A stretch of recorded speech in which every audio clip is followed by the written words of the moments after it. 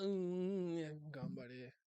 You know what's fucking hilarious? Before like this started, right? Because I was basically, long story short, what I'm doing for a lot of the like detective stuff is, like when I'm like not but when I'm switching topics, like I want to actually like transition properly. So let's say like for the Avatar video, I'm talking about like the characters and the story and blah blah blah. I'll have like a card with like one of those screens where it's like Big in Tokyo. I reading wanna be the big in video summary, right? So Tokyo. I'll have the music playing Big in underneath. So I Tokyo. had me I do wanna that be type big of in shit Tokyo. in like film noir Big in style. Tokyo. I wanna be big in Tokyo. Editing Big in that. Tokyo. And I now while wanna be listening to the big in video, Tokyo. there's Drink someone all the was talking sake I about want. Celeste. Read all the My manga I brother, want. Wear all the I bait that almost I feel like I want. didn't kill Buy him. all the J's that I want. Be with any girl that I Why want. did these Drive niggas any in the car that I comments want. I'm extrapolate always the out of the deepest country. meaning about I'm sorry if I ain't perseverance, home. never giving If the up, money ain't accepting the calling, negative I parts never of your answer my phone. personality, You can see the and flow in my this and shot. this Hold and on. other. And All I'm we like, smoke is homegrown. jump up Are and we just down. All the platform? boys love violence. Probably sipping on me, so Jump, I know dash, it's about to head jump shield. again. Got a What is spot going that has on? deals. Wait till I get a kimono. And I'ma swag it out in my dojo. Some girls are asking for a photo. none of that. I guess this happens in I just Kyoto. jump When up, you I young go and popping in diagonal, I Kyoto. dash, my hair I turns ball blue, with all of I my die in a nakamas. spike, I go I back dance to with the all of my nakamas. I drink Yo, with all none of of my that shit, bro. nakamas, yeah. That's incorrect. I only listen to Cole. I touch down with peace. Hiro Isekai, Shinada Yeah, that's absolutely fucking You are insane. my enemy. Yes, I'm like, You hold want on. no friend of me. Jump, You covered in jealousy. We jump, only you drink dash, Hennessy. jump again. Don't get hit by the Big in spikes. Tokyo. Hello? I wanna be big in Tokyo. Big in Tokyo. I wanna be big in Tokyo. Big in Tokyo. I wanna be big in Yo, add some Tokyo. shit after, like, no. Big in Everything he's saying, Tokyo. I remember. I wanna just be not big there. in Tokyo. The innkeeper. When I he's got in money, the you know this it. is about the When you stage got of money, you empire. blow it. Like, yo, How much you caught I'm me like, a this nigga rollie? weird. I'm I living didn't like tell Zach Sting. and Cody. I just can't Be like move. from young in the OG. From all I young we do. learned to maneuver. I pick up and skirt in a Uber. I grew up with killers and shooters. No tell, but I think I'm cooler. I used to sleep with a deuce. I'm the moon god, got the juice. You switching sides like the man Bruce. Tight circle, cut the loose ends. Know I can go on vacation. You cannot escape from the matrix. I wrote all this shit in the basement. Art is my new occupation. Let's meet up at Kennedy Station. I've been at studio all day. I'd rather just make it the hard way. Sitting back while I'm looking up. Remember backyards cooking up. I just wanna be big. I wanna be big. Big in Tokyo. I clap a I nigga wanna in a be coma. big in Tokyo. Madness. Big in Tokyo. I wanna snap be for big that. in Oh. Tokyo. Big in Tokyo. I wanna be big in You can't say Tokyo. psycholide. Big in Tokyo. I wanna be big in Tokyo. Drink all the sake I want. Read all the manga I want. Wear all the bait that I want. Buy all the J's that I want. Be with any girl that I want. Drive any car that I want. Drive any car that I want. Thank you.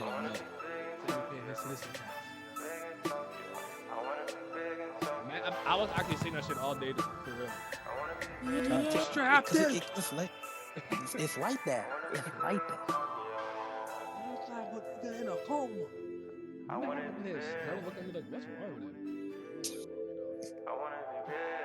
They don't need to worry about it. They're not locked in. Exactly.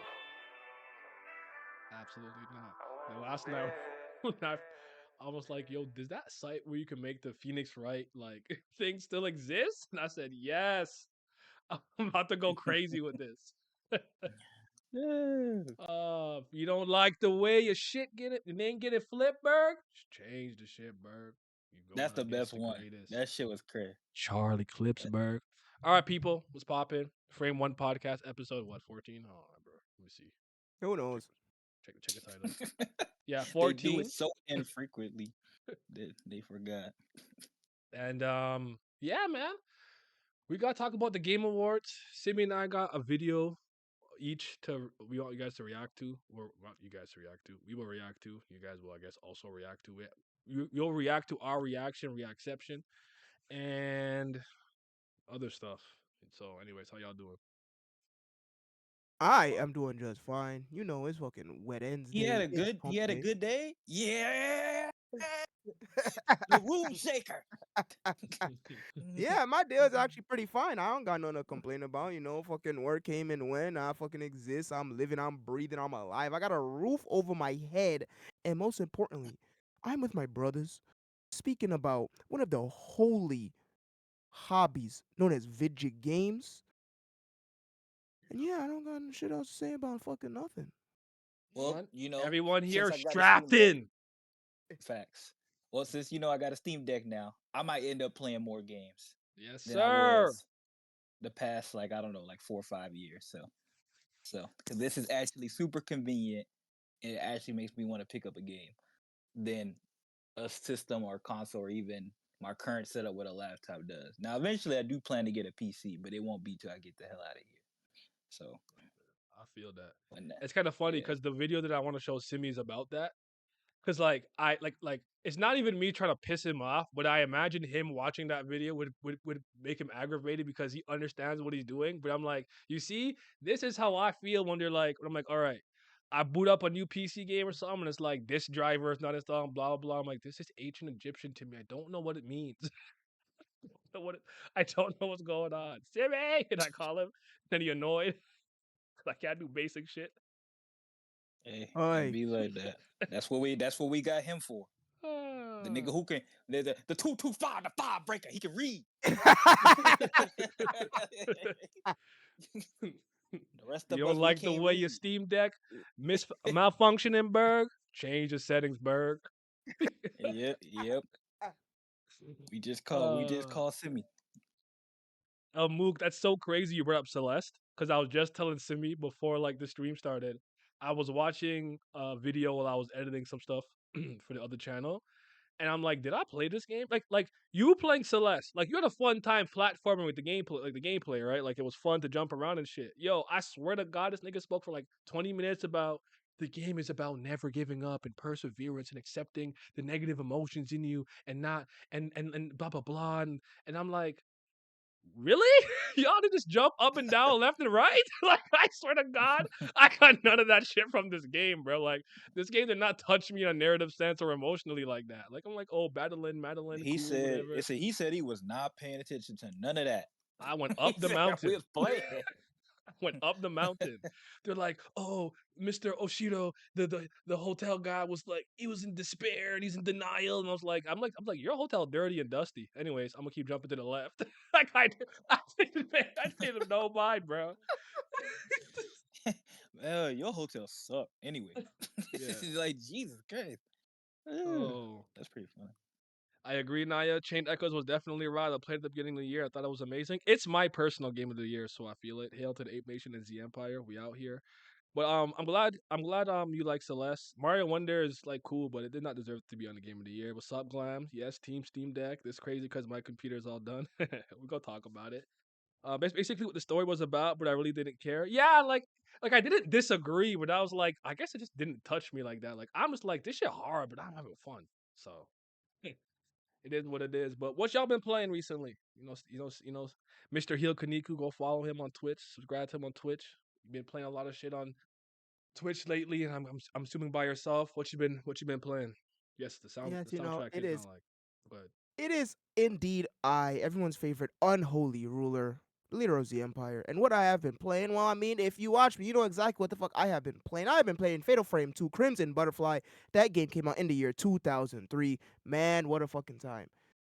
We're getting old, fellas. We're getting fucking old. And the game's alright.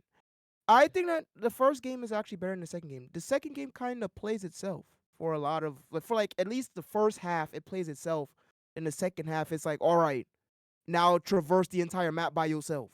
Well, why the fuck you didn't have me doing that in the beginning so I could be used to this type of fucking level design? But anyways, we've been playing Fatal Frame 2 on stream. We will probably beat that game next week. There's 9 chapters. We're on chapter 6. And by myself, I am playing Eastward, and Eastward makes me want to unalive myself. Eastward is not a video game by any stretch of the imagination. Jesus. It's just I'm actually playing it right now, right this second, and yeah, this shit bore me to tears, man. I don't understand why. I mean, it's I do unfortunate. understand why, but They I talk just too don't much. They understand. talk too much. I understand. They do talk way too much. why they make games like this. It's not even that they talk too much. It's just that there's no game. It's all narrative, bro. Just make this a visual novel. Make this a visual novel. Shit. You don't even gotta make it a video game. Make this a light novel. Save yourself the time and effort to learning how to game dev and just write on paper. Because this shit don't make no goddamn sense, man. Because Mm. at least if this was a visual novel, I would have the decency of basic visual novel essence and quality of life features such as a fucking auto button. There's nothing more frustrating than having text upon text upon text you can't auto. So it just automatically scrolls to the next text when the first one is done showing to you. I gotta manually press X or A, depending on what console you're playing on, every single time. Then I gotta push forward on the analog stick to go walk over to wherever else to press X again to read more dialogue. Like it's so mind numbing. I so badly want to drop it, but I said, you know what? I'm already like halfway through chapter 3. Let me just get through this shit. But that is what we are playing, Thank you for the and I follow. can't D. I Yo, can't wait to D. get done with it. What's up? Sorry, keep going. Oh, okay, so like when you get to actually move around, cook, slap shit with a pan and a gun and stuff, are you enjoying it or is it just like, it's alright? No, I ain't enjoying it. Like, cause Oh, the gameplay is just too simple. It's just too simple. There's not there's and it's so crazy for me to say that because I usually hate when people say that, but it's just too simple. There's hardly any depth to it. I just walk up to any and every enemy, smack it like a 20 jillion times with my frying pan, and it dies. Repeat. And it's such a shame too because the game is very beautiful. The Are you sound at design is least also enjoying the really good. narrative? Like, is there a silver lining somewhere? Like, I like Eastward. I'm not about to put my cape on for it. Like, I'm done with it, so I don't really care. But like, it's fun. But The narrative is cool, but okay. again, because it is in a video game format, I'm not trying to see y'all talking about some, oh, well, son, we gotta go help this guy. He got stuck in the gutter. Then we gotta go find this special buddy to slip him out because he fat. And I was like, bro, stop this. Just show me what y'all talking about with this human freaking cultivation and shit, this human farm shit that y'all doing underground, please. Because all this extra shit, I'm not trying to see it. Y'all killing me with this. But the narrative is at least cool. Now, will I agree that with from reviews that I've seen that the narrative is kind of disjointed, a la Final Fantasy VIII? I'm not sure. We will find out though. But yes, I'm It's currently playing through that it's just kind of and funny not to because my like enjoyment.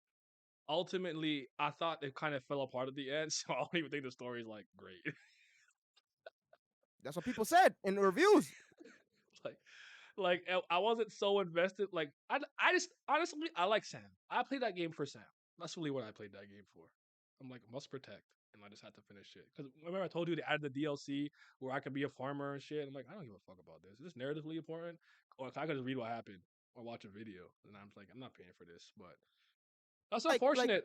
I like is it Chucklefish that made this? Am I right? Hold on. I don't even remember they now. probably just they I mean published it. I think it's a Oh yeah, yeah. different developer.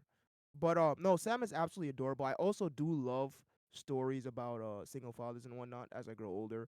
You know, dad gene heavily activated within me. Gotta protect the little one. The Sam is Developed by absolutely fucking Pixpil and adorable. published by Chucklefish. Yeah, you're right. Sorry, continue. So yeah, no, she's great. But again, this would be so much better if it was just in a different format because there is not enough game to sustain this being an actual like I could hardly even classify this as an adventure game. It's just the actual gameplay mechanics feels more like a here nigga damn instead of actual fucking mechanics that cause you to think and require skill. Nothing in this game requires skill from me. That's how I Mm. feel. Combat is piss easy. Puzzles are piss easy. The environments to navigate are piss easy. So no, it's not even when I'm The engaged cooking with the hard though. game, I'm not really engaged with the game. But the cooking though. Now Simi that's talking about Spider Man? That's crazy. wow. Wow. Oh, Unbelievable. But no, I actually do like the cooking system in that game. That is actually it's simple but intuitive because it gives you enough leeway to mix and match to mhm. find oh well, what can I do what combination will I get by doing this. I do wish there was kind of a fail feature though because again, not requiring skill. You should be able to fail and um have the danger of wasting ingredients, right? But you know, Mhm. It is what it is. But I actually do like the cooking system. It's cool. But yeah, the game I'm probably gonna rate it not fucking liked. But we playing it. All right, that's fair. What are you playing, Glam? I just want to say before, hello everybody. It feels like it's been a hot minute since I've seen Vince in particular in here. It's been a while, my boy. How And you doing? you might never see me again. No, I'm joking. But I'm doing all right. I'll say Thank you for I'm asking. considering I was talking about this before this when the stream first started. I am excited for December 7th with the gentleman and hoping it can be as deranged and unhinged as it was last time. But That's last still one of my favorite days one of ever, bro. That shit was so fun. We were unhinged, bro. yeah, Fucking Kiwi. that was actually one of my favorite days too. But in regards to what I've been playing right now, well, playing has been as of up until the beginning of this month. I was playing a lot. Had got back into Baldur's Gate and CSR, making substantial progress in those yet, and actually get those done before the Game Awards start. I don't know if the last time I was on, me, Naya, and Simi did our top 30 list. I've since beaten Ori in the Blind Forest. Nice. Yeah, I've since beaten Ori in the Blind Forest, Mario Wonder. I got through all I wanted to do for Sonic Frontiers' new DLC. Fuck that boss rush. That's just never getting beat again, or not even beat. I just cannot be bothered to do this. I'm on a boss rush merchant Content myself. that I've already done before. Yeah. And this isn't technically playing news, but I can't believe I have to say this, but Blizzard Entertainment caught a W recently, and I can't believe that I'm in this headspace now, where this company has finally made me. Oh, what's up? Like what would they do? I was gonna say they finally made me consider playing WoW again because of the recent developments that happened at BlizzCon, or should I say WoWCon? Everything else that wasn't WoW was kind of ass. That was shown there. It genuinely shocks me how some of you guys like some of my friends like still play League to this day, or like Counter-Strike, and it's just like, yo, give that up, man. Put it away. Keep going. And I'll say the most recent development is that I have since purchased and built my first PC that I'm actually driving back to now to complete some updates on. So Congratulations. We're happy. Thank you very much, sir.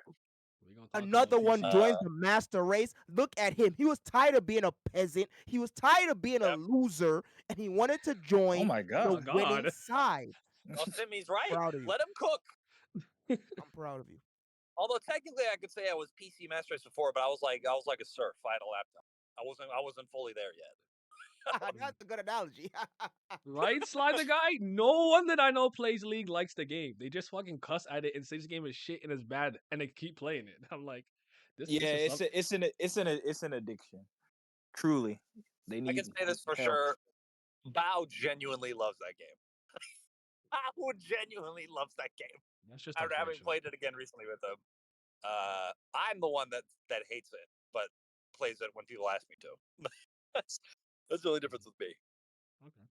What about you, Vince? Anything, or you just focus on school? Disgaea 5, I beat that, and then I'm playing Disgaea 4, but I haven't got a chance to play it as much because this is the end of the semester. But now it's about to be over, so now I go back to beating that. So before that, it was I think Monster Sanctuary, if I remember correctly. Yes, I did beat that too. So this is how many games I've beaten this year? 4? I think like 4. So I almost forgot. I'm in the middle of replaying Ocarina of Time as well. Can't forget that either. Yeah, and my girlfriend got a Switch, so I'll probably end up playing the other Zelda games and all that I've never played because I ain't really played none of them jokers since like GameCube. So we'll do that. I think on the Switch you could play Skyward Sword, Breath of the Wild, Tears of the Kingdom, and Link's Awakening. I don't think they remade Wind Waker or Twilight Princess, if I remember correctly. I think that's Wii U. You can play certain older titles if you have the online expansion pass thing. You can play all that for free. Or like the pirate booty. And I know emulators. Yeah, with the pirate booty. Yeah, that's true. Yeah. I've been playing Terranigma and Silent Hill 2. Terranigma is about to be one of my favorite new games. That's what's up. I don't know what that is. What's Terranigma? Good old Silent Hill 2. One of the greatest games of all time. Good for Scary. you. For Very me, actually. I've been looking at some scare wees recently that I might get into low key. yeah, for me it was what? Mario Wonder, I think is the third best 2D Mario game I've played. Um I don't think it's Shit I on do Mario. not think it's at all deserving to be in the game of the year contender, but we'll get to that in the next segment. I don't know why it's there. It's fucking laughable in my opinion. Sonic Superstars, but I thought that was pretty whatever. I thought it was like a 7, it's like a 7 out of 10 for me. It just didn't move me Beat like that that. too. That Beat was that too. I. To the Moon, be that I beat the Great Ace Attorney and the Great Ace Attorney 2 Resolve. I have that now as the third best game I played this year. I had played the original. I mean, not the original. I played a emulated version of the Great Ace Attorney like way back when it came out, but half of it wasn't translated, which is in Japanese. So sometimes they just be talking Japanese, like okay, I guess I just don't know what they're saying here. And then a lot of the names they got, I guess, messed up, and they actually just put Sherlock Holmes instead of Herlock Sholmes. So I thought that was kind of funny. Um, what the oh, I said to them when they're ready. I feel like I'm forgetting something. I don't what the hell. Oh, whatever. And then what up and coming games like are coming out soon that you guys excited to play? That's coming out like Coming whatever out in y'all soon. whatever in y'all put on, and it looks like it's gonna be up my alley. Coming That's out what I'm soon, excited or about. like that I have like in the pipeline.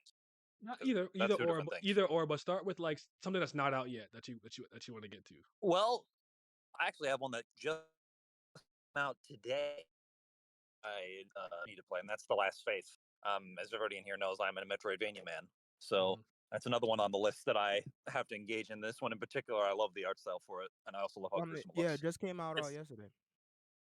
um, it's weird because I still don't like know how to feel about Blasphemous. I hate the Conehead on the main character. I think that's like my real only hiccup with Mhm. wanting to play that game. I just think it's ugly.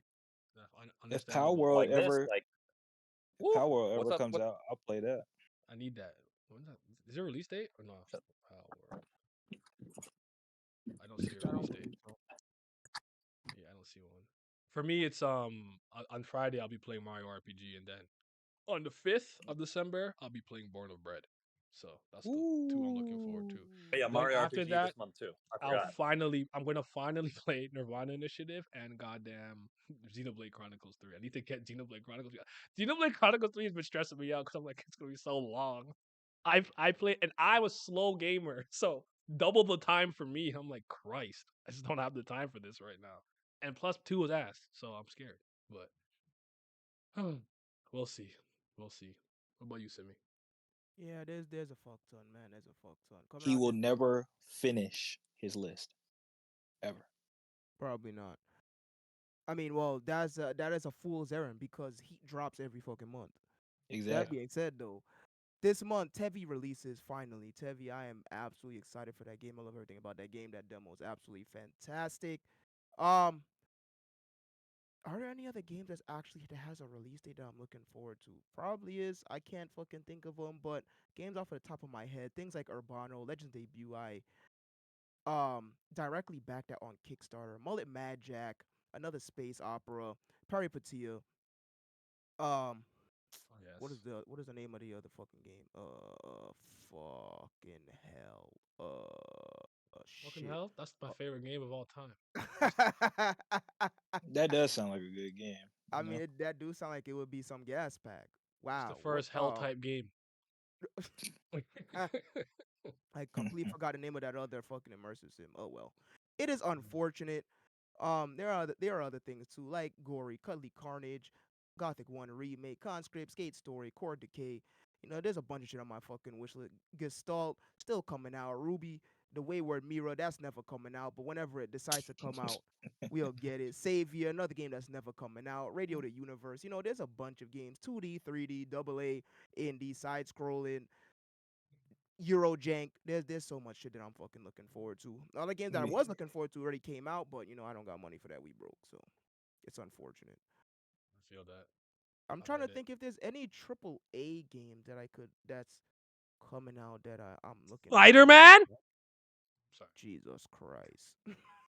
You gotta stop this. That is all Somebody, everyone please. ever says to me. Did you play it yet? I'm like, oh my, I haven't played the Miles one yet. Can everyone relax? I Mm, am not in a rush.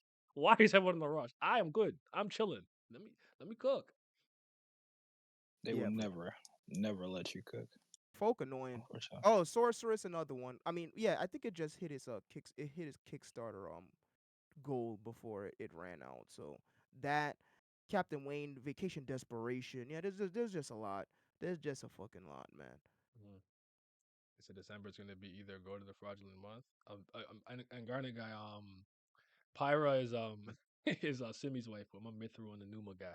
I like Mithra more, but I've seen the Pyra appeal. I blame him. It was a psyop. He did it on purpose. He just wanted me to like Pyra more. Hey man, It's a listen. If psyop. there's one thing, Pyra. if there's one thing that the Japanese has taught me is that all you have to do is constantly show the same thing over and over and over and over and over again. You're gonna wind up liking it. This is not the time and place for it, but man, I did not know that inverted blank existed, and now that I know it existed, it's one of the most greatest things of all time. But we're gonna save that for another day. I feel it. And that is technically who I use and think too. So what the fuck is that game called? Smash. So you know what? You know what game dropped that I was surprised some of my friends are playing? That Nickelodeon one. I'm like, I never played it. I don't care. If But that Nickelodeon shoot is in danger, that means my auto got rocket power. Okay. My bad. I had to go. abstracted. I had to get that out. Oh man. Yeah, for Yeah, I don't. whatever reason, they got a sequel. Yeah. I That's pretty funny. I'm gonna use I'm gonna use some of that Cora combo video for my video though. So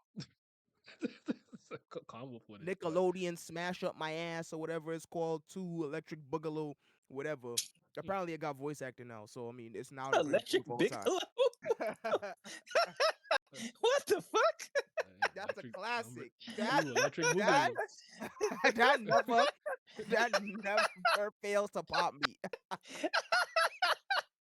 That was really funny. I didn't see that coming. That was crazy. What happened to Electric Boogaloo. fucking multiverses? That died, Oh, that's dead. Dead. Dead. Yeah, Yo, it's gone, bro. I played the demo like one online match and said, yeah, I'm good.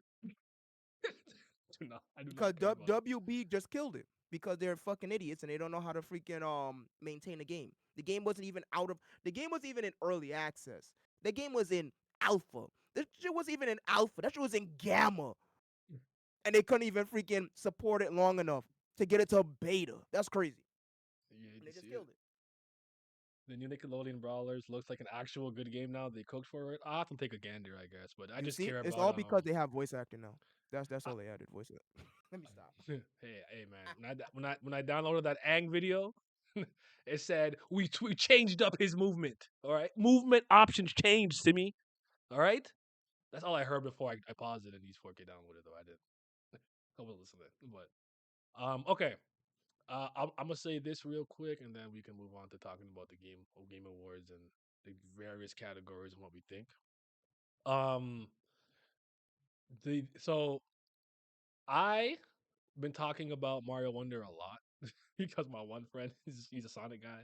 Not that I'm not, and we've been going back and forth on it. I really do think it's a fun game and good reinvention of like Mario. It's like a new coat of paint, but that's really all it is. Like I am a little tired of seeing the commentary of acting like Nintendo really did something. Like, bro, you run to the right to the flag. It's the same shit you've been doing since 1980 whatever. It's not 1970, no, 1951. like The can last we 50 years. right? Can we just not like can we not be those people who are just overdoing how like yo you don't understand this and that and it's so different and this formula and it's like bro you hit the block you get a power up you fucking throw a fireball you move to the right you go on a flag you fight Bowser it's the same shit cut it out stop I'm so I'm actually it's like with the Spider-Man 2 stuff where like you guys are making me hate like you're making me dislike something I like stop sucking dick Like, you oh my could show it god, respect, but take the cock out your mouth. Relax. Oh my god, it's insane. It's a 10 out of 10 perfect platformer. Like, bro, it's not even the best platformer I played this year. Like, relax. So, anyways, just wanted to say that. And it's the third best one I played. Mario 3 and Super Mario World are still better. There's a Alright. battle rap bar for that, but I'm not gonna say it. Yeah, and me and I already had that discussion. We disagree on its placement in the 2D games, but otherwise, I agree with the sentiment that people are giving a lot of over deserved credit. But yeah, it's not that. It's like relax. Just like that elephant, the DRUGS. So we know now what what's I'm talking hilarious though, Naya, is that people are using this exact point to gas up games that deserve to be in that grouping even less than it does.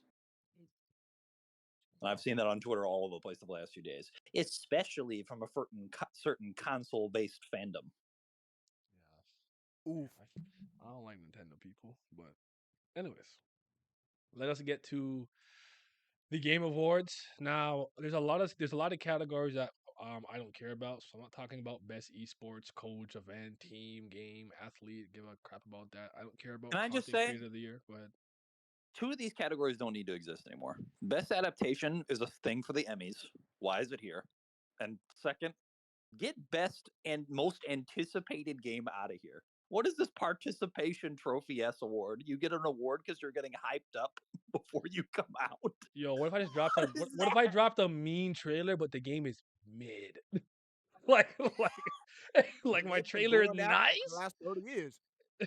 That's some like WB like DC shit. Like fire trailer, trash movie. Like, come on, man. Yeah, what are we doing? You're right. But okay, so I'm gonna put it on screen for a sec. But is there a category we need to start with that you want to start with? matter. Or Pick So a I one don't out the fucking hat. all right. I didn't want to Games start for with Impact. Oh my god, I can't wait. That to was hear that was Simeon Mine's favorite category last year. I like the one where we power scale how many disabilities that we accounted for. That's my favorite. I think that's the same one. Is it actually that was what it was called? Yeah. All right. Yeah, I think that's the same one. All right. I can't wait to rip Kiwi a new asshole, dog. All right. Let's start with best I guess best debut indie game. Sure, start with that one. Oh, What's- brother. What's here? Debut? Is it debut or is it just indie game period? I can't No, remember. it's debut. No, it says So debut. these developers debuted with this game. Yeah. So Is that the one that had the deers walking around in the background for the image? That was like a mobile game or whatever. no idea. But I see No idea. Viewfinder, We just on the side. Venba, Pizza Tower, Dredge, and Cocoon. I know three. I Of think- the So three Oh, of the Pizza five. Tower is winning. Yeah, Cocoon, Pizza- yeah, Cocoon was the one because I actually decided to vote this year. I was like, Yeah. Cocoon's concept I liked, so I'll put it in here. I didn't play it, but I was like, fuck these other ones. I don't know about you. Cocoon Pizza looked cool. Tower It is looked winning. like an Inception thing. And Pizza Tower, I actually have on my wish list, and this looks like I could see the Wario influence and whatnot. It looks really good. I don't know what Venba and Viewfinder are, unfortunately. So yeah, I'd probably go Pizza Tower for this one or The Cocoon. only one that alone. I don't know on here is Venba, and of course, just like Glam, I have not played a single one of these games. Mhm. But if I had to vote for something, it would be Pizza Tower because Pizza Tower is kind of like single-handedly reviving. Can I vote? The Sign. Wario. Yeah, you You can. gotta- Nope. You have to sign in. You don't. So You no, do not can't have to vote. sign in. Actually, Oh, okay. I did it without it. Oh, Pizza Tower is like almost single-handedly reviving the Wario Land type of platformer. Even though Pizza Tower is nothing like Wario Land, you get the point, yeah. right? Because Anton Blast is coming out afterwards, and I feel like we're probably gonna see a third Wario Land like platformer even after Anton Blast. So I would actually credit this to Pizza Tower. Okay. So pretend I voted for Pizza Tower. I don't want to sign in. Fuck off. Just stop playing with it. Just leave. Just leave. Back out. Back out. I'm fairly certain you don't gotta sign in for it because I know for a fact that I did not. I ain't got no No. damn Game Awards account. I don't, right? Like what? I'm not, and I don't connect accounts. I don't like to connect. Like, I'm like, oh, do you want to connect the Meta to this? No, stop. I don't like that. Oh no, I actually, you know what? I did do that. I just did it with my Twitter because it was like that was the easiest one. Oh, okay. We got best RPG. So we got Baldur's Gate 3 is the one here that I think will win. I would vote for Sea of Stars, but hey, see, we talk about Lies of P, man. Man, yo, can you stop? Can you stop? This is a blight on the Empire. It's so funny watching people talk about that game because there's either people that think it's ass or that it's goated. There's no in between. ass. What I've Dog, seen. it is ass. I knew Liza P wasn't JC. when Simi played it on his stream and it Simi- couldn't get Simi to move. Yeah, I can give some like specific questions here. Is it? Do you hate it because I know that in particular its attack animations are extremely fucking slow and punishing. And there's a lot of mechanics hidden behind a skill tree that should honestly not be there in a skill tree. Like they should just be there from the beginning of the game. I know that, and that there are some bosses I know that have like legitimately broken iframes / broken like hitboxes. I'm sorry. And he played a better game in the same genre earlier this year. And it's yeah, but anyways, it's bad, Glam, because Mhm. everything about it is fucking bad. Like I cannot legitimately the only good thing about this game is that it's it has good optimization. The game hardly ever fell below 60 frames per second for me. Other Okay. than that, the game is ass. The story is super whatever. They talk for far too fucking long. The game is way too long. There's no reason for it to be fucking 35 hours, however fucking long it is. The combat is ass. The movement is ass. The jumping is ass. As just as you said, you have motor skills locked behind a skill tree, which is ass. And said skill tree, you acquire what you need. You acquire the needed item to level up said skill tree so infrequently that it's like, why fucking bother? You go the whole game, you don't feel no better. I was Ass. gonna say I've heard like Souls veterans and YouTube channels talk about this game. Like they're saying this is like easily the most hardest or most difficult rather. Most hardest is bad English. We don't do that here. All of my citizens.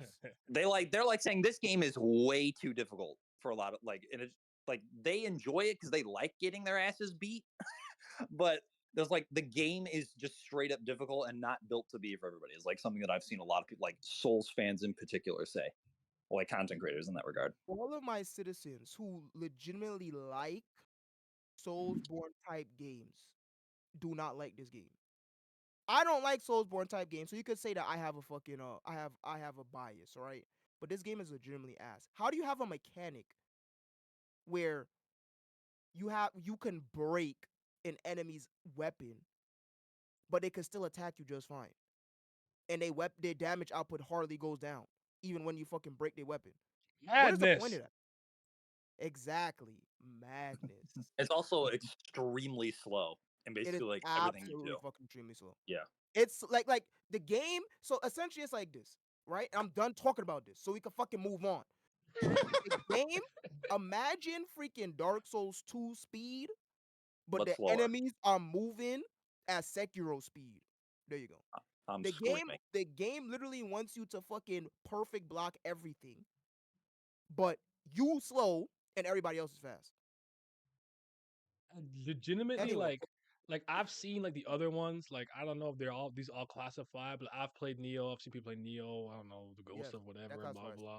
All of those ones. Ghost of I'm like Tsushima does not classify. No. they okay. They be moving around. They kind of zoom in and whatnot. Even like the Dark Souls, Elden Ring, it looks good. Lies of P, legitimately, I'm like this doesn't even look fun for the category it's supposed to be a part of. Like this just looks ass. There's no swag. Fuck these puppets. Fuck Geppetto. Fuck Pinocchio. Fuck Peas. Fucking like Exactly. all I just do is watch me play and complain for him. Like this shit ass. Play someone else. So I'm like, no, hey, he finished it. Give credit where credit is I due. I absolutely did, unfortunately. And for that, I it has a it's a deadlock between Starfield or Baldur's Gate. Final Fantasy fucking what number is that? That is 16. 16. Final Fantasy 16 I'm has absolutely no reason being there. Shitty ass fucking game. Get the fuck out of here. We hate Square. Facts. And I'm gonna say this right now. Baldur's Gate kicks the shit out of any other game in that category, and that's including Sea of Stars. I love Sea of Stars. Baldur's Gate 3 is one of the 10 best games I've ever fucking seen in my life. Like that game is the second act alone I expect Baldur's clears Gate to win, but I don't yeah. play that. So it just I'll say like the second act of Baldur's Gate alone is better than the entirety of Starfield. I will say that with my whole chest, especially given the way that I think Starfield decides, with all of the hype of how innovative it is, decides to be so reserved in the measure that it took in order to give you a sci-fi RPG. Especially when we have other titles that they can look or take inspiration on. okay, but I like Bethesda. Bethesda does make games that I like. have you played Starfield? Or you're gonna play Me? it? I don't know. Yeah. No, I'm absolutely finna play it. It's been on my to-do list. It's been on my list since it got revealed, like 2 years ago or so. It's just I'm behind on my Game Pass fucking backlog, and that's what I'm trying to get through first before I touch Feel that. anything big. One thing that I've also heard about Starfield is that the game is actually like not even really that good until you actually beat the main campaign, which I to mean, me is that's the what red flag. everyone says about fucking Bethesda RPGs doing. I don't Yeah, give a fuck about that. yeah. Because people been telling me for years that Fallout 3, oh my god, that game is so trash. And when I finally played, I'm like, yo, this game Didn't is this fucking shit just fantastic. come out like yesterday? Nickelodeon, bro. No, it came out in like late October. It was like late Pocket Oh, Bravery made the late list. September. Yo, shout out indie games. I love to see it. I don't know what God of Rock is. I know every other game here. I don't know God of Rock though. I don't have a. I So don't care. I don't really care. I just wanted to see what was here. I don't know if you want to talk about what would win. I'll say right now, having played Fallout 3 and 4, I think Fallout 3 and 4 look significantly better than Starfield does. Just in terms of like gameplay, are they? questing, like all that kind of Oh, stuff. okay. That's Yeah. pretty funny. Well, I'm But not listen. Bethesda games are buggy in and of themselves, and the graphics have never been the best.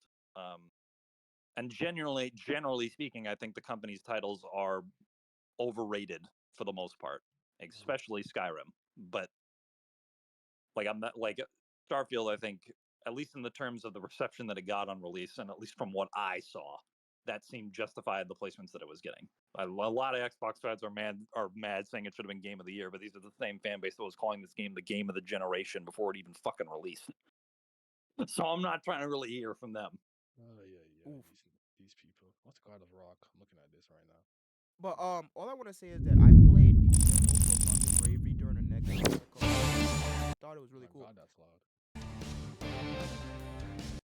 Serious God of Rock has revived the souls It's of the actually on my wish universe's list. greatest musicians to clash for his entertainment. This is fucking. Revitalized with new bodies and new No powers, way. each musician will become a contestant. in That's a kind of battle for cool. musical That's all I support. needed to see. All right, so I don't know what it was. Kind of cool. Why have I never heard of this or seen this before? Or I don't Rhythm know. beat 'em up? Yeah, that's what I'm saying. Or It's should I kind say of Rhythm cool. Fighter? That's That's actually pretty cool. But Yeah. yeah, Pocket Bravery I actually like a lot. I like the graphics, I like the art style, I love the character designs. I love the animations. I think it's a pretty fucking cool game. It's on my wish list. Been on sold for like about a year Yeah. and a half, 2 years You now. showed me this. I remember. You showed me this. I remember this game. Yeah, I think but probably Street Fighter or Mortal Kombat 1, but I'll just say I've seen more Mortal Kombat on my like timeline and more people talking about it. That could be because of the guest characters like Omni Man and friggin' I my think Street dude. Fighter is gonna win. What's his name from Homelander or something like that. So like maybe that's why I'm Yeah. seeing more of it. But I'm just saying like I don't really care. I don't have a dog in this race. But I just wanted to see what was on. I think Street Fighter is gonna win. I too believe Street Fighter is yeah. going to win. The only anytime I see Mortal Kombat 1 on my timeline, it's literally slander. So I wish I had Yeti's timeline because they just Hey, I'll slander say Mortal right now, Kombat. that main story, that shit had me in the first half, and then expeditiously lost me in the second one. Because, oh my goodness, Ed Boon, what are you doing, player? You did not need to go this way, but you did. Hey, Well, DRUGES. So we got Best Action Adventure. So we got Alan Wake 2. We got Spider-Man's Marvel. Almost Spider-Man's Marvel. Which happened to my brain. Marvel Spider-Man 2. Spider-Man's Marvel. That's how raw. We got Resident Evil 4 remake. I don't know how I feel about that being here, but whatever. Star Wars Jedi Survivor, which I have not played, and then Tears of the Kingdom, Beers of the Kingdom. A Lou So, won, so I'm happy. Fair enough. Chief. two of these games are not action adventure games. One is a survival horror game, another one is just psychological horror. So I have no idea what the fuck is going on here. But yes, a game from 2004 is apparently a contender for the game of the year in 2022. That game should not be on the list for Game of the Year. That's It what just I think. shouldn't. That being That Your said, best one I think remake deserves to category? be there. what is that? Exactly. Like, honest to God, I think Resident Evil 4 deserves to be there less than Mario Wonder does, on the Oh. basis that it is a remake. I was gonna say maybe they need a category for best remake, remaster, or something. I don't know, but yeah. I'm sorry, Sydney, cut you off. Yeah, so I do Spider-Man 2, I guess.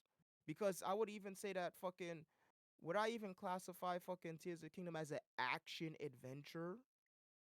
Not really.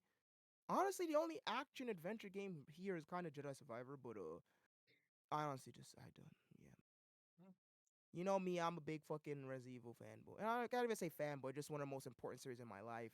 It's been here my entire fucking life, but I don't know what to do with these fucking This is the nominees. first one that I played, so I was all Sanji. I was kicking them the Las Plagas, whatever fuck they're called. So kicking them niggas. Shout out to Ashley. Best action Yes. game. We got Hi-Fi Rush, Armored Core, Six, Fires of the Rubicon, Dead Island 2, Ghost Runner 2, and Remnant 2. I don't know why I said Hi-Fi Rush first because that's the only one I played here. Sorry. So can't help y'all. I only played I only played Hi-Fi Rush. Nothing else. Why in God's name is Dead Island getting nominated for anything? Dead Island 2 is no different than fucking Dead Island 1. What are we doing here? You see that? You I- see the guy in the front? He black representation. Boom. Oh shit, yeah, we black. You're right. We are black. We got Grubhub. Final Fantasy fucking 14 presented you by Grubhub. Balls on the stage. Ah, shit. Yeah, I don't know what to do with this. I don't know what to do with this All right, at I'll all go. either because Hi-Fi Rush is an action game. Ghost Runner is like fucking a platformer. Right? So and then fucking Remnant 2 is a fucking is a multiplayer. Like whatever though. I just don't know what to do with this. I don't know what to do with this. I don't know what to do with this. So we don't care. This is so crazy because the categories that I think I would care about, I seen the nominees, and I'm like, I don't know what to do with this. Glam, do you know what to do with this? Huh? Do you know what to do with this? Armored Core should win that fucking category by a mile. Hey man. Armored Core. I'm so a lot of categories that game should have been nominated for on this list. This is the only thing it was nominated for. It's been nominated for like best game direction, in my opinion. The game's fucking that game was incredible from the moment I touched it, because that's some of the best controls I've ever played. Not according to Kiwi, it wasn't. Oh yeah, Kiwis. How much? I don't listen, man. I don't. If I went with the meme, I could get all over Kiwi. Yeah. But actually knowing how the voting works now, I'm gonna get off the panel of people that vote for these things that have 90% of the sway over what wins or not. And that's not a hyperbolic number either. That's the real number for how much sway they get in this vote. But like, I've seen and played some of the other things on here, not extensively. Like I've beat all 3 endings for Armored Core. The game, an action game to me at its core is how good its gameplay is. Armored Core's gameplay beats the ever living dog shit out of anything else in that category. Not Hi-Fi Rush when it loses. Especially if I put some fucking talk about the customization keys into that too, that the game has. That's not action. That's drip. That's not action, bro. You gotta have action and style. No, that's a fact. Yo, sometimes I'm watching people's Tears of the Kingdom gameplay. I'm like, why are you ugly? Oh, I can't watch this. You look stupid. I can't watch this. You need to look fucking.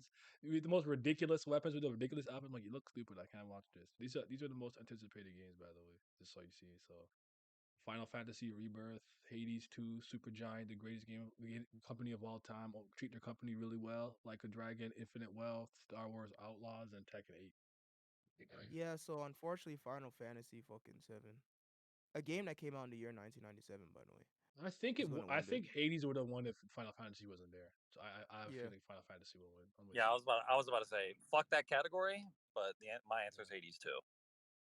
Final Fantasy 7 is winning, a game from 1997. It's so Yo, unfortunate. this is for- literally adaptation, like video game to movie. I don't fuck about this. Bro, why is this? Oh my god. Yeah, I already got rid of this. What category is this? Yeah. Best multiplayer. Baldur's Gate, Diablo 4, Baldur's Gate 3, Diablo 4, Party Animal, Street Fighter 6, Super Mario Bros. Wonder. Oh god, Wonder's gonna be like so many. Unironically, I would cape for Baldur's Gate here, but having had played and seen what Party Animals are about, that should win it, in my opinion. I think no. I'm thinking the wrong game. Never mind. Let me It's look this Gang up. Beasts, but better. Oh, it is. Oh, so in the one where every you way. wrestle and shit. When you wrestle and shit. Okay, Yes, that game is fun. it is Gang Beasts, but better. The most Twitch bait fucking game ever. YouTube bait too. Yeah, just streamer bait. There you go. That's the better term. Yeah, The most content creator bait streamer right there. That's what that is. Streamer bait 2, the game. Yeah, see, fucking nah. I don't care about these racing games. Let's keep going. Wheels, Unleashed 2. Shout out your boys. Let's go best independent game. I guess best ongoing. Games for impact, innovation, and accessibility. Oh, we power scale disabilities. Okay, so best indie game. We got Cocoon. We got Dave the Diver. I haven't played this yet, but it's on my list. It looks fun. I want to play it. I have it on my list. Dredge, Sea of Stars, and Viewfinder. See you, stars. Come on now. I would vote Sea of Unfortunately, Stars, but I feel like Come on now. Dave the Dave the Diver. I've Diver's seen a gonna lot win of it. hype for though. I've seen a lot of hype for it. I don't know. Listen, it got white people tax. Dave the Diver is winning. I'm so sorry, but it's gonna be a fucking clean sweep for Dave the Diver. He like White people tax might be on Sea of Stars too. I'm just saying. no, they're Nah, Quebec. nah. They're Quebecois. No one likes Quebec. No one likes Quebec. No, I like Quebec because I think the girls there are fire. But other than that, they're kind of mean. So they don't like French people. Do you know what Dredge is or Viewfinder? I mean, I've heard of Dredge. Viewfinder, I'm not sure about. I'd have to check and see exactly what it is. But I know what Dredge is. I think it's an Insomniac. I think it's an Insomniac game. Well, I could be wrong. It says Black. I see Black Salt Games Team 17. I don't know. If that Oh, is. okay. Yeah. What's they the don't- gameplay like? What do you do? You're on a boat. For Dredge? Yeah. I've heard of it. I don't remember what it is. I'm just saying I've heard the name in like certain circles that I float in for this type of shit. All right. Well, I'm gonna go Team Canada. Shout out to you, Stars. You know, be all in. Sabotage deserves a dub, and Sabotage was also robbed from not having Sea of Stars music in that music category, unless they're going to pull the It's All Orchestrated card. Okay, so we're on best ongoing. So we got Apex Legends. Jesus Christ. CD Project Red, that evil company. Cyberpunk 27. Final Fantasy 16. Does that count? Did that just come out this year? Oh no, or just the or just the That's online 14. one. The online 14, one. 14. The online one. That's I the know. MMO. That's my fault. I didn't read the number properly. Yeah. Fortnite and then Genshin Impact. This is the dumbest thing I've ever seen in my life. So you got, so essentially what I'm getting at is ongoing games is basically DLC drops. not even that. Because look this, one of these things is not like the other. One of these things does not belong. So essentially, ongoing game is a multiplayer game that continuously gets updates, right? Seasons and shit. So why is Cyberpunk 2077 here? Because it got a DLC that people liked. That's it. They're sucking dick. That's oh it. My god, it doesn't there were matter. People dead ass saying that Phantom Liberty made Cyberpunk the game of the year when the shit dropped. I'm like, dog, the story merchant suckage of this and CD Projekt Red hand job. Oh my god, dude. What? For me, this Cyberpunk shit, like, cool, man, your game is no longer broken and is actually playable now. I'm not giving you points for that. Release the game properly. That's the bare minimum. Listen. The game works. Talking about all I gotta Idris say. Elba. Go ahead. All I have to say is that it doesn't matter if it takes your ass 3 years, 4 years, 5 years to finish your game. It's a single player game. It has a beginning and an end. It's not ongoing. What is going on? Oh boy. DLC counts as ongoing game now, man. They had to fucking Mickey their way in there. They had to do it. It was getting you could swim underwater in Genshin Impact. You couldn't even do that in Tears of the Kingdom. Genshin Impact wins. Shout to MiHoYo. Shout to China. Shout out China. Shout MiHoYo. Wait, what's that line again? Doodle Bob. What I'm about to do to Doodle Bob? Doodle Bob. Me hoiny oi. A racist quit.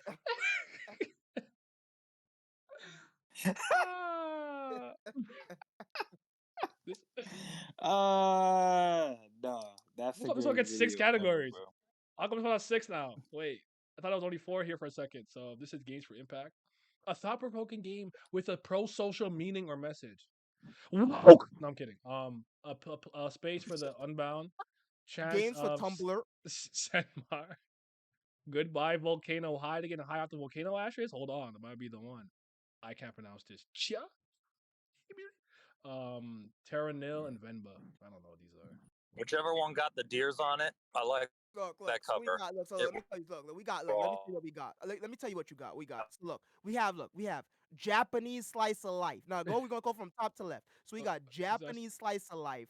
We Okay, got boom. fucking, we got Star Wars. We got furries. We got Native America. And what's at the bottom? We have fucking forests, and we got Mexico. Which one you want? Which one you want? I'll They're take not the Indian? forest. I'll take the forest. All right.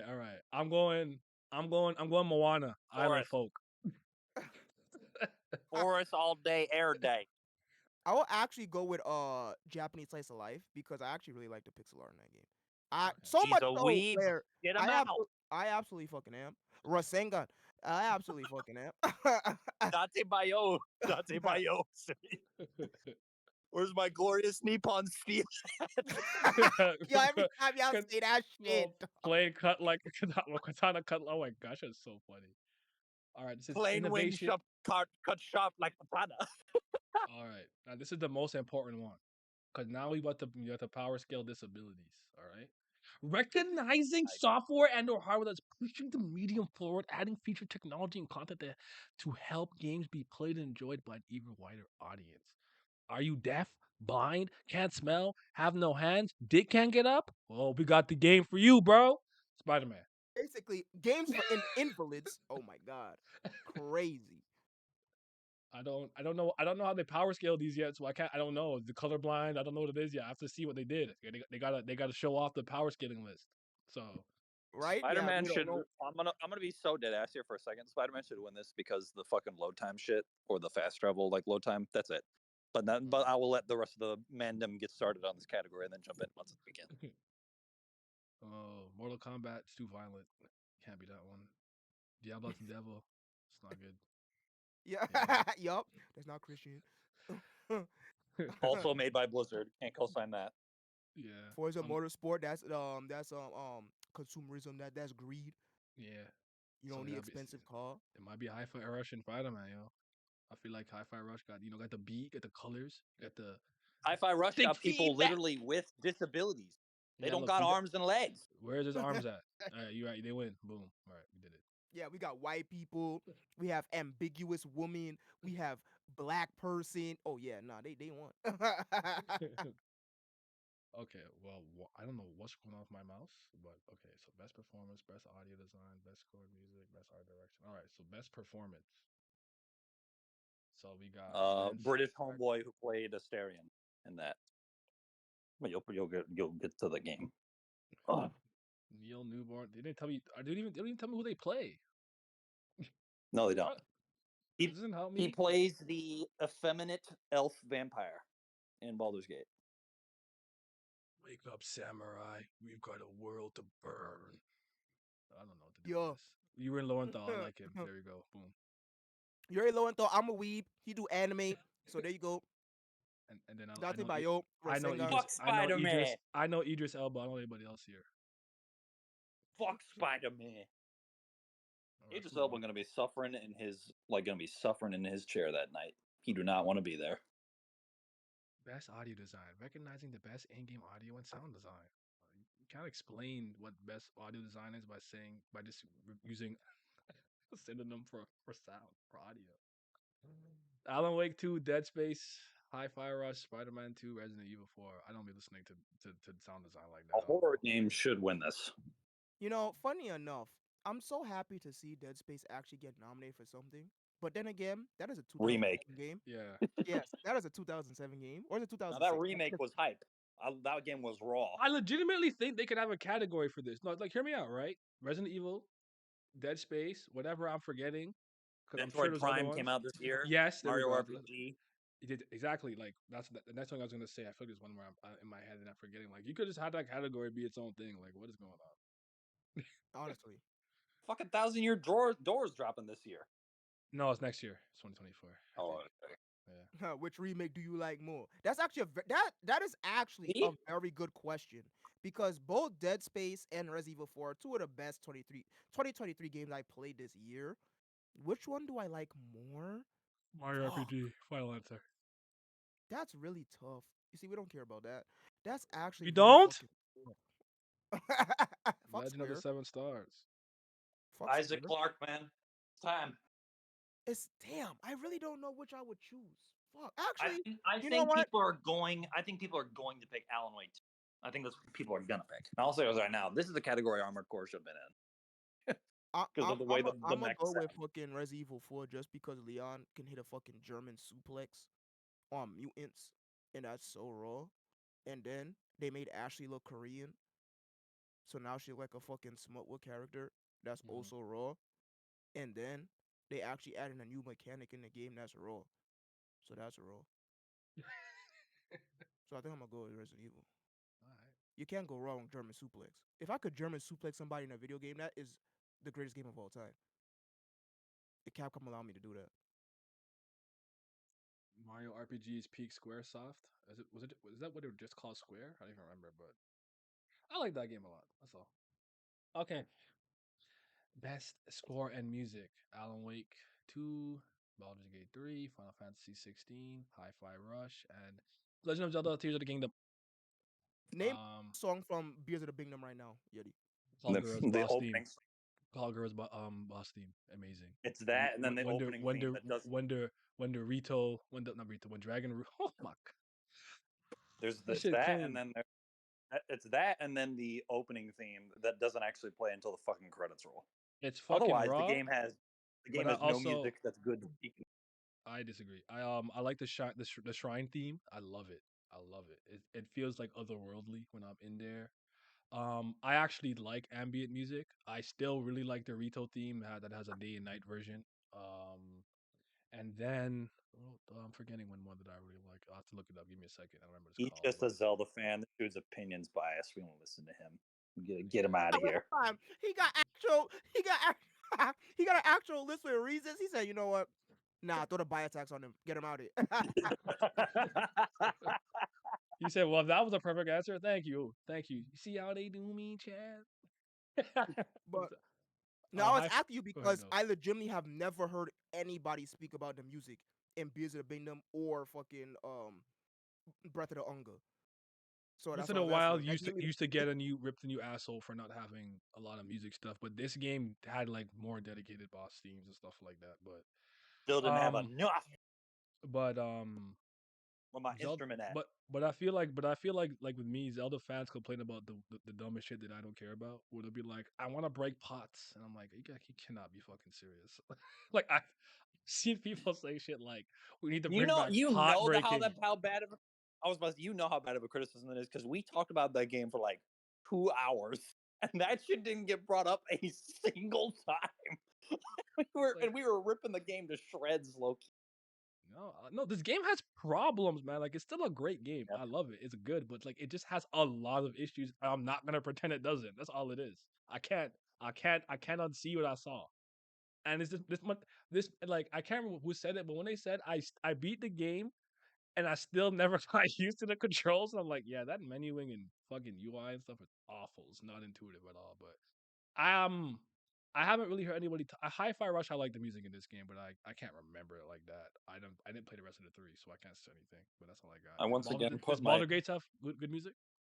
well, yes, and it damn well should, considering one of the playable classes in it is a bard, um, which I play as. The songs are all good. The problem is the Hi-Fi Rush is kind of like a Sunset Overdrive type of game where it's like low-key Yeah. centered around music. Yeah. So I feel that's like why I feel like that should win, but because I want to suck Larian Studios' dick and give them all the credit in the world this year, I voted for Baldur's Gate when I did it. My thing is this though. Yeti just said he played a rhythm game and he can't remember the music. Therefore, I'm Hi-Fi Rush is screaming. trash. Therefore, Hi-Fi Rush is trash. It's a rhythm game. And he said he don't remember the music, so it's trash. That's crazy. My memory is kind of bad, so that could just be me. But No,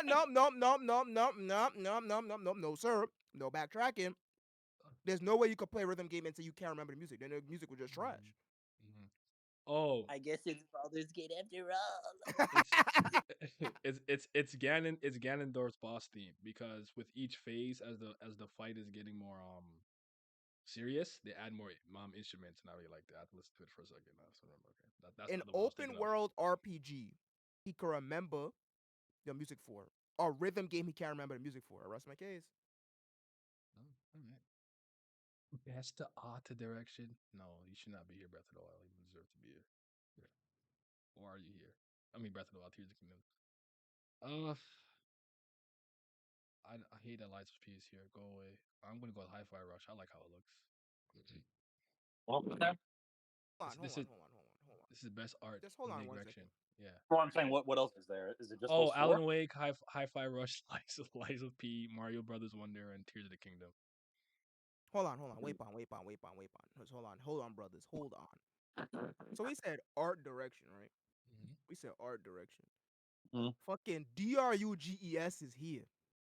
For what reason is DRUGES here? I could tell you, DRUGES but it doesn't deserve to be here. But I know why it's here. because DRUGES. Yes. This shit don't look no different than any other fucking Mario game that came out in the last 6 years. What the fuck is going on? They did a slight graphic overhaul and texture did. overhaul and overlay filter, It whatever looks you want to good. call it. It looks different than like the new Super Mario Brothers games they've been making, but not enough. Like it's more expressive and stuff, but not enough that it should be here. Yeah. Like Yeah, I was not- about to say, like, it looks to me straight up, like, it looks good. Like, I was actually kind of like taken aback the first time I booted it up in comparison to other 2D Mario games. So, but like, in comparison to the other stuff it on looks here, good I for a mean, I don't Nintendo even, game. I don't even think Tears or It should be on in this I category. agree. I'd remove both of these. I feel like Listen, the only game that literally deserves to be here Once again, Armored is Core should Hi-Fi be in Rush. this fucking Yeah. category. Because Armored Core should be here. Lies of P looks like every single fucking action game ever made from like circa fucking 2014. DRUGES look like shit. Beers of the Bingdom don't look like quite shit, but it still runs on freaking ARM architecture that's like a gajillion years old. Nor does it really do anything interesting art direction wise. So it looks like shit. It's just more Alan Wake Breath of the 2? Wild. Exactly. Alan Wake 2. Oh my god. Alan Wake 2 just looks like fucking every hyper realistic and not hyper realistic look at the vegetation ass game. What is going on here? Dude, This is what's competing over art. Art is dead. what happened to the game I love? Let me ask you a question. Do we know how things get nominated, or like is like a panel of niggas that choose something? Is it just Kiwi? Like how? I looked this up literally yesterday because I had enough of not knowing. Mhm. I was like, I'm tired. So, nominees, not even the winners. The nominees are picked by a quote unquote international jury of people that the Game Awards as an organization select. I believe it's like upwards of 100. These Mook said people 120 range from, media outlets, but go ahead. okay, yeah. Well, it ranges from media outlets, developers, and influencers, is what they said. Influencers. Oh my god, that's why it's cooked. So That's exactly. Then, Like, all right, sorry, go, keep going. or Sorry. then, when the awards are given out, 10% of the vote is the fan vote that they let people just pick online. The other 90% is from that panel of people. So the easiest way to know how the awards work is literally just go on Metacritic, look up the highest rated game, and that will probably win. Bro, That's all you got to do. there are a lot of 'Cause gorgeous. those are the same people. Mhm. Yeah, it's cooked. We're so clap. There are a lot of gorgeous games that came out this year. Funny enough, one of them got nominated for something else. Where is it? Actually, two of them. Where is A Space for the Unbound? Where is Pizza Tower? Where is fucking Your Where's Turn Sea to of Stars? Die? Where's Sea of Stars? Where's Chained Echoes? Yeah. Where is Where's fucking, Armored Core? Straight up. Like, the where's way that Shadows of Doubt? Where is After Image? Like, bro, all of these games came out this year. They look absolutely. Where's Gravity Circuit? Where's Sudor Galia? Like, bro, Simmy's there is- cooking with Gravity Circuit, boy. son, Where is put shit? Bob I would Rush? even I would say I would like, have I was put Bomb Rush about to Cyberpunk. say that. Yeah, My yeah. mouse is right over it. I was literally about to say that next. Where is Bomb Rush Cyberpunk? Shit, where's Blasphemous 2? Like, dog, there are so many games. Where is Gunbrella? Where's Mm. Thunder Ray? Dog, there is Thunder a Ray was lot of clean. Oh my god, bro. that game's clean. We black. We fly in space. Where is Leica? Age Through Blood. There are a lot of games that came out this year that are absolutely gorgeous. I mean, breathtaking. And Where's this, Chained Echoes? yeah, we said that. Oh yeah, okay. And this is what we have to choose from. Yeah. Art is dead.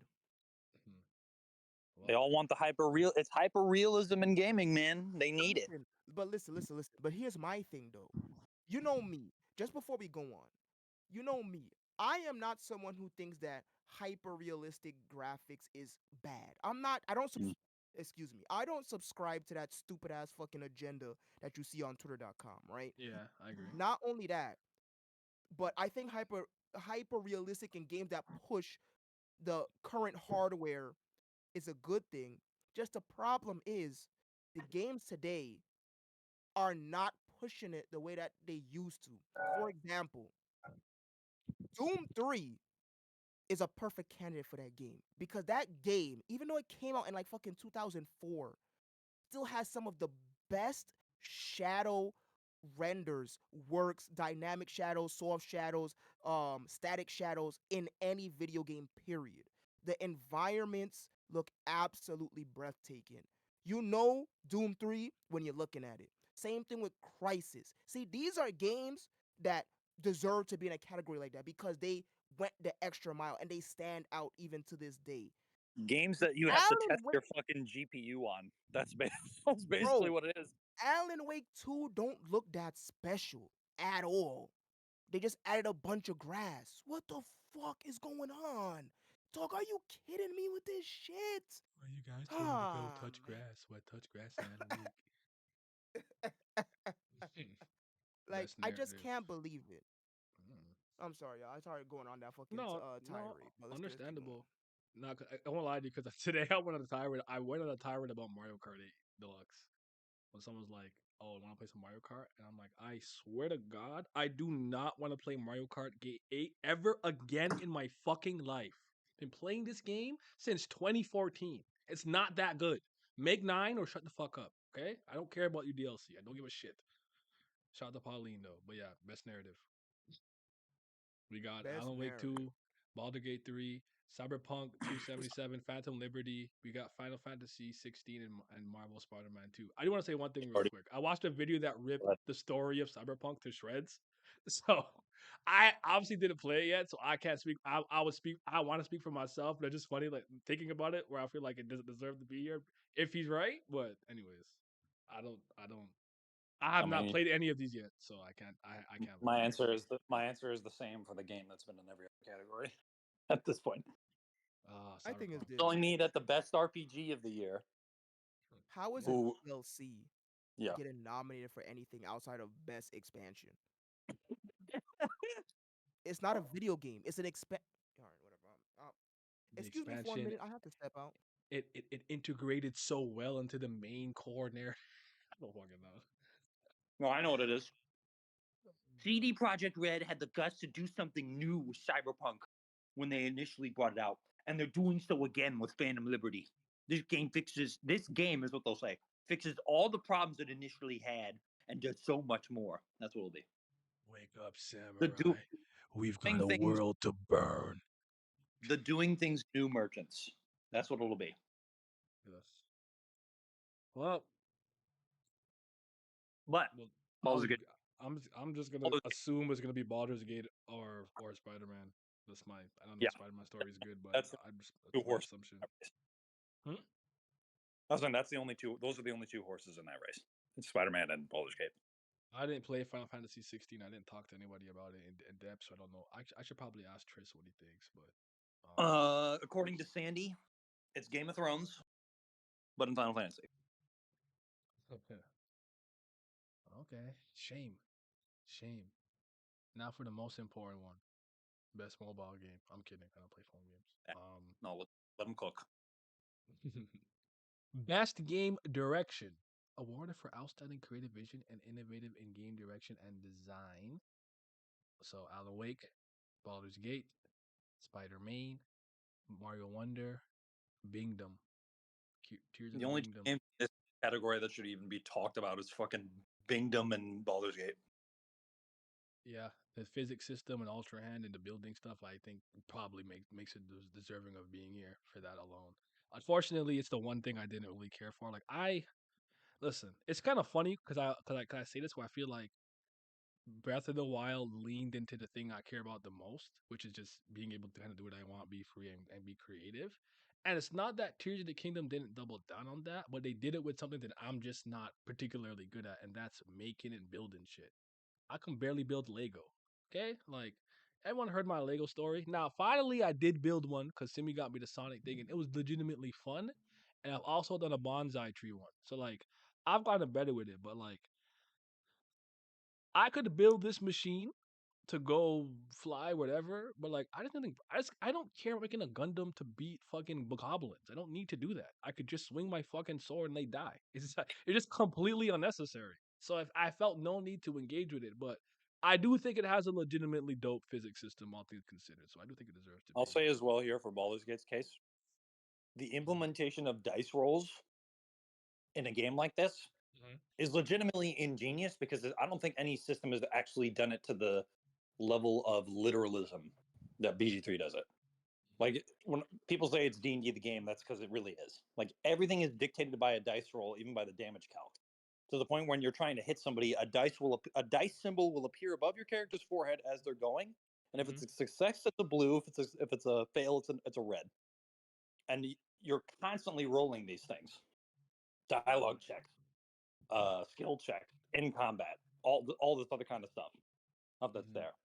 And and legitimately the way it interacts with the turn-based system, I think, kind of is what this is why the game was so gassed up, is because it is the ultimate turn-based RPG experience, and D&D has been that in terms of real life for years in like the tabletop space. Yep. This game takes like I like Knights of the Old Republic 2, which is like turn-based adjacent, or Knights of the Old Republic 1, I should say, which is turn-based adjacent more than this. But that's because of storytelling. There's nothing to do with gameplay. And I've said this a couple times, at least on here. Baldur's Gate 3's best aspect is not its narrative, even though its narrative is very good. It's its gameplay, and the dice rolls are inherent to that. And I think it's to the degree like there's a reason game devs like don't expect this kind of polish in a game ever. Or it was like they were trying to like cope and cap and say don't expect this kind of polish in a game again because they were mad that their games weren't as good. But I think the dice rolling system in particular is something that can rival Tears' physics engine in terms of the level of impact on the game that it should be considered with. Ohio, Simi is back. What category are you on? So Best, best game direction. aka the actual one that determines game of the year, low key. Oh, so okay, cool. Now that you say, I was listening to what you had to say, Glam. You see, the funny thing that you say that is a lot of games, or let's just say a lot of Western RPGs, especially that are isometric and flat out use a D&D rulebook system, actually use a dice roll, right? But again, probably not to the Level of intuitiveness of literality. yeah, because freaking Baldur's Is Gate 1 and literality 2 a word? and Did I just Icewind make that Dale up? Yes, you made it up. all use like all of those games, like freaking Literal, Pillars of Eternity, all of them use dice rolls, but it's more so just for combat, really, and it's just for like determining if you miss or not and all that Yeah. other shit. But yeah, shout out Larian Studios. Even though I have not played a single game from them, even though I own like about all of their fucking library, I still have not played a single game from them. Send me a real one. You just got Divinity Original Sin 2 just vibing. Never played. Hey, listen, I have Beyond Divinity and Divine Divinity. I have fucking um Original Sin 1 and 2, and I have fucking what's the first 3D game that they made? Is Baldur's Gate 1. just no, shut the fuck up. They didn't make the first two Baldur's Gate. Just ignore him. You Just ignore him. rat. Just ignore him. Just ignore him. Madness. Yeah, I own I own all of their fucking library. I just haven't got around to it. That being said, I can't speak on this. Y'all actually play more of the games on this list than I have. Like, I could probably count on one hand the 2023 games that even though I've beaten almost 50 games this year, I can count on one hand how many of those games that came out in 2023. I have no problem has with been moving. Baldur's Gate 3 taking this category, but I do think like based on the Ultra Hand building system and the physics engine that Tears of the Kingdom, I understand why it's here, so I'd probably go with that. But again, I Yeah. personally don't fucking use Ultra Hand unless I have to, so I Same. don't care. So I'm an auto build merchant if I have to make something, and then I just do shit like, okay, I gotta go up this way. I'll just fly. Just use the fucking shit, shoot me out, tool and blow me there, and I'll just get there myself. I don't care about Just user not. advices. It's to the point where I think that the system is, I don't want to say not well implemented, but it's just not. There's no incentive to do it. Like there's Yeah. no incentive to use it beyond Unless you want to I explore just the like doing it or I want to. Like depth. there's no It's like with the second yeah. most important reason to use it is the depth. At least Naya, you did the depths. I didn't even do the depths. I didn't even use zone devices in the depths, bro. I just walk with my Yeah, well, depths for the of batteries. For the I just batteries, like that's what you've done there. oh I didn't actually max my battery out. I didn't really care. I I'm could just use it. speaking. He I could just just wanted the suits and the fits. yeah. He just- The fuck. I Bro, had a big battery, I guess, by one point, but like I figured out how to increase your energy cell completely by accident. He was like, "Do you want to something crystallized?" I was like, "Okay, cool." I'm He's like, "Oh, that's what this does." So I didn't even like I didn't care. Dead Space, a game from 2007, belongs here more than Alan Wake 2 does, by the way. What the fuck is Alan Wake 2 doing here? All you do is fucking shoot. At least in fucking Marvel Spider-Man, the web swinging is cool, her der trademark, right? You can like What fly the now fuck too, right? Can you? yeah, So, with like, your wings. pilot wings in the middle of Yeah. New York City that you float through, He shoots webs out of his ass? gliding with a fucking suit.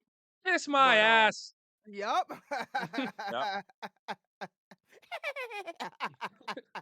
But yeah, Alan Okay. Wake 2 don't I deserve to be forgot here. that video existed until Naya said the second part. Simi played it on the stream the other day.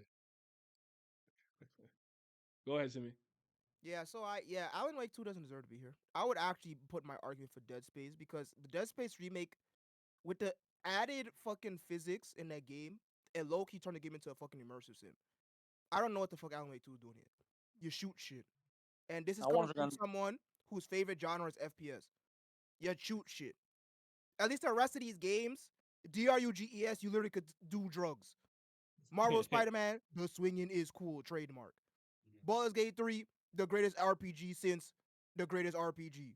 Yeah. Zelda, the very first game ever created. What the Yeah. fuck is Alan Wake 2 doing here? This is literally just a here, nigga, damn, once again. It's like you'll win something if you're here this many times, I guess. Exactly. I'd also say if I was inserting another one, I'd once again insert Armored Core in here, because the way that the customization system filters into the gameplay is one of the best that I've personally seen, and that's a Actually doing small. something. That's Custom a Robo did it small. first. That's a very small and like condensed level of customization for an Armored Core game. It's the smallest that they've ever had. Well, let's go to Game of the Year.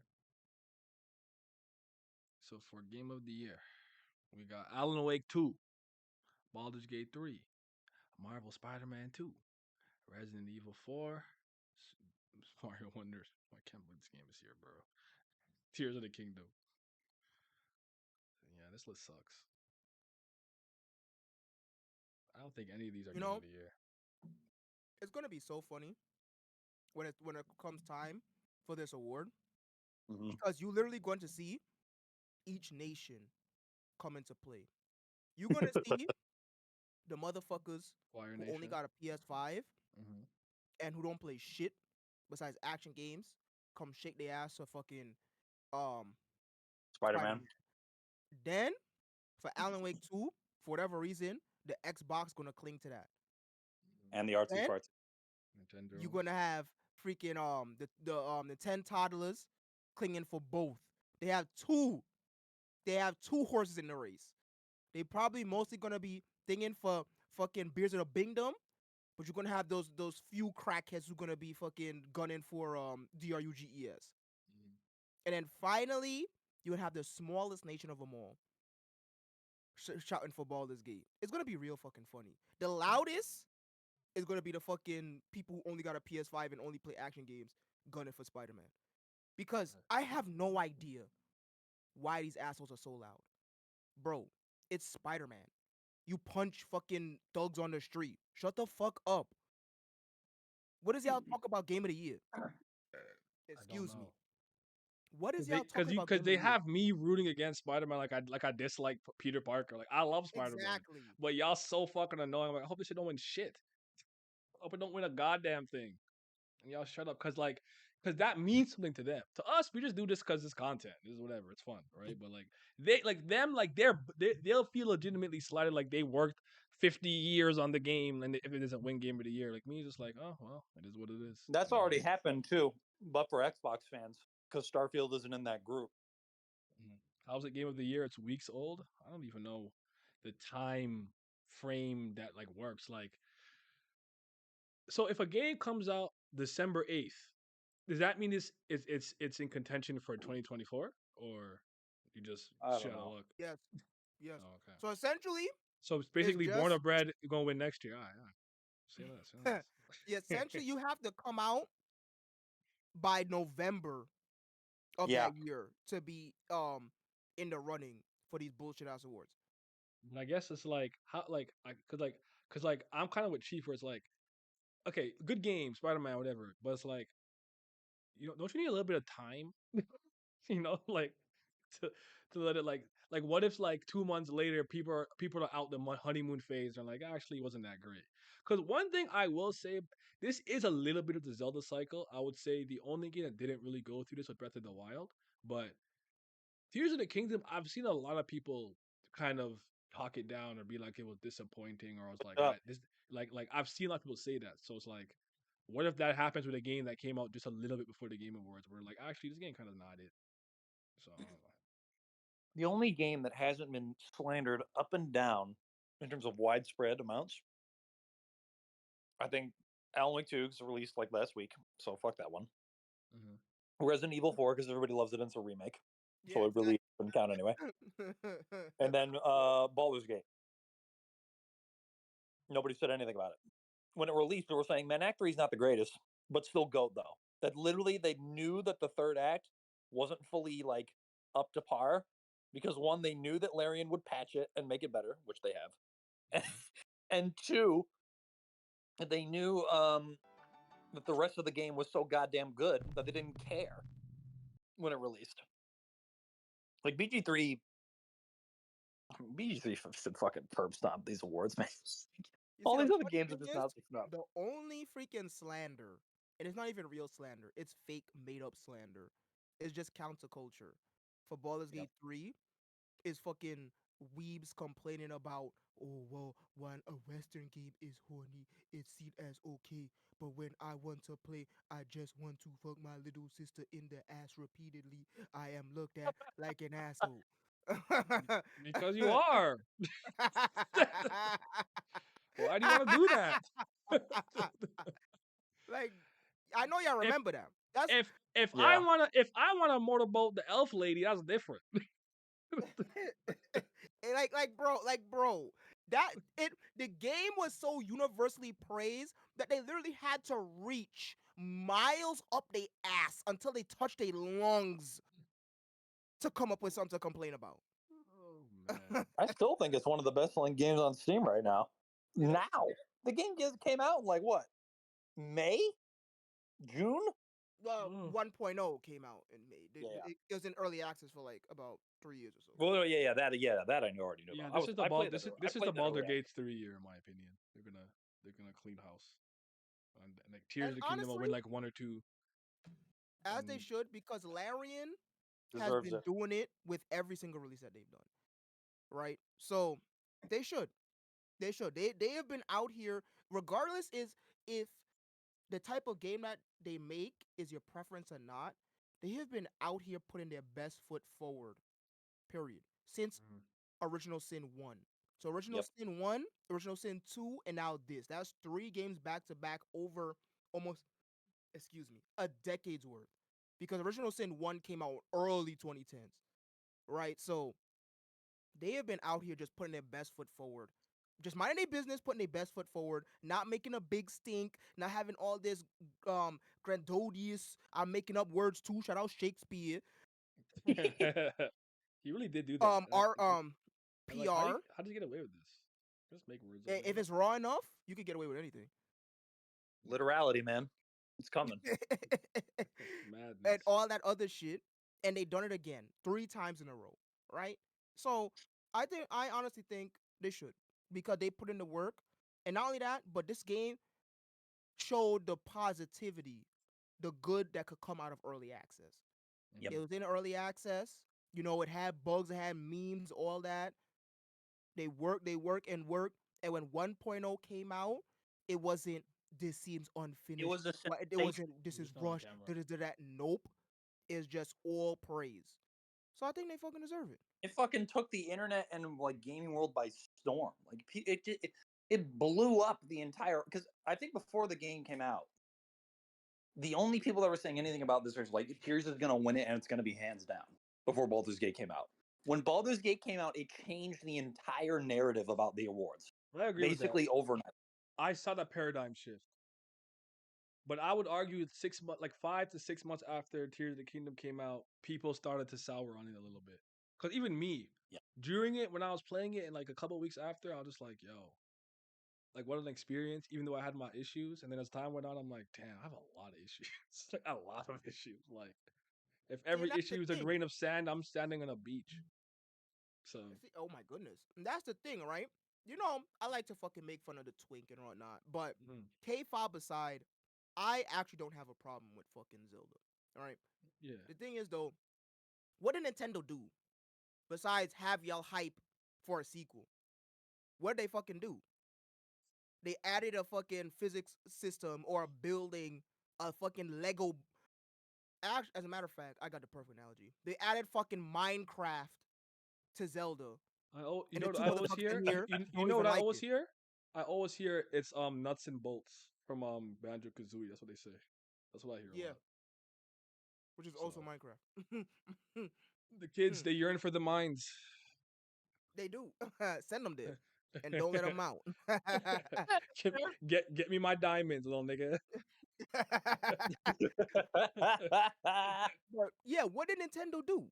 Right? They already had a gigantic wireframe, a gigantic blueprint from the previous game, and they added Minecraft to it. Okay. Out of the very Y'all didn't fucking like lackluster it. Sky that they copied and pasted, and then the depths, which is To just keep the invert. Minecraft analogy going, they added Skyblock and the Nether to it Oh, as there you go. well. And y'all don't I- even fucking like it. So it's not a slight on You know what? Zelda, but the thing is, they didn't put their best foot forward like they did with the first game. They rode off their laurels of the first game with Look, this. I to some degree, and I also think they doubled down on a lot of the things that people may have had issues with. And like, I think of this game, they went quantity over quality. I think if they shrunk this, I honestly, in a lot of ways, in my opinion, I think they should just remove the depths entirely, or like the Yeah. skies is what they were thinking on. So I would have made more skies like the Great Sky Island, like actually a more interconnected sky with actual shit to do, not just fucking gachapon machines. You want some rockets? Jump up and down Do you simulator. That's all it was. want a big wheel? Oh, how about a fucking how about a fucking fake oasis with fairies? It's like, bro, what else is up here? It was literally jump up and down to get resources simulator. That's really all it was. Yeah. And the depths, You want a the big depths, the wheel? depths, I actually had a fun exploring. but in hindsight, and when I really thought about it, I'm like, it is very samey, and there isn't much to do down there. It really isn't. I'm gonna say this too. You could have put everything in the depths in the sky, and the game would have still been good. And also, I think I probably wouldn't have made like if I don't know. I think they should have saved those cave systems, put less caves, and made it just more interesting, like to Yeah. explore. Because I legitimately think the only legitimate, like, I don't say legitimate again. The only cave that I like had fun with was the one from Lookout Landing to Hyrule Castle. That was legitimately fun to like go through and explore. But it's like, how many times do I have to go in a cave and it's like, okay, what do I do in here? Break rocks, break rocks, break blue rocks, break more rocks, booble gem, and now you leave. I'm like, Jesus fucking Christ, all these caves are the same. It's fucking boring. That's the I problem. You see, that's the problem. When you make a game that big, you can only be unique for so many times, right? So, and this again, and this is not a slight or saying that open world games are inherently bad, that they have a inherent flaw. The problem is they thought bigger equals better. And as you can see, it doesn't, because it doesn't matter who you have on the team.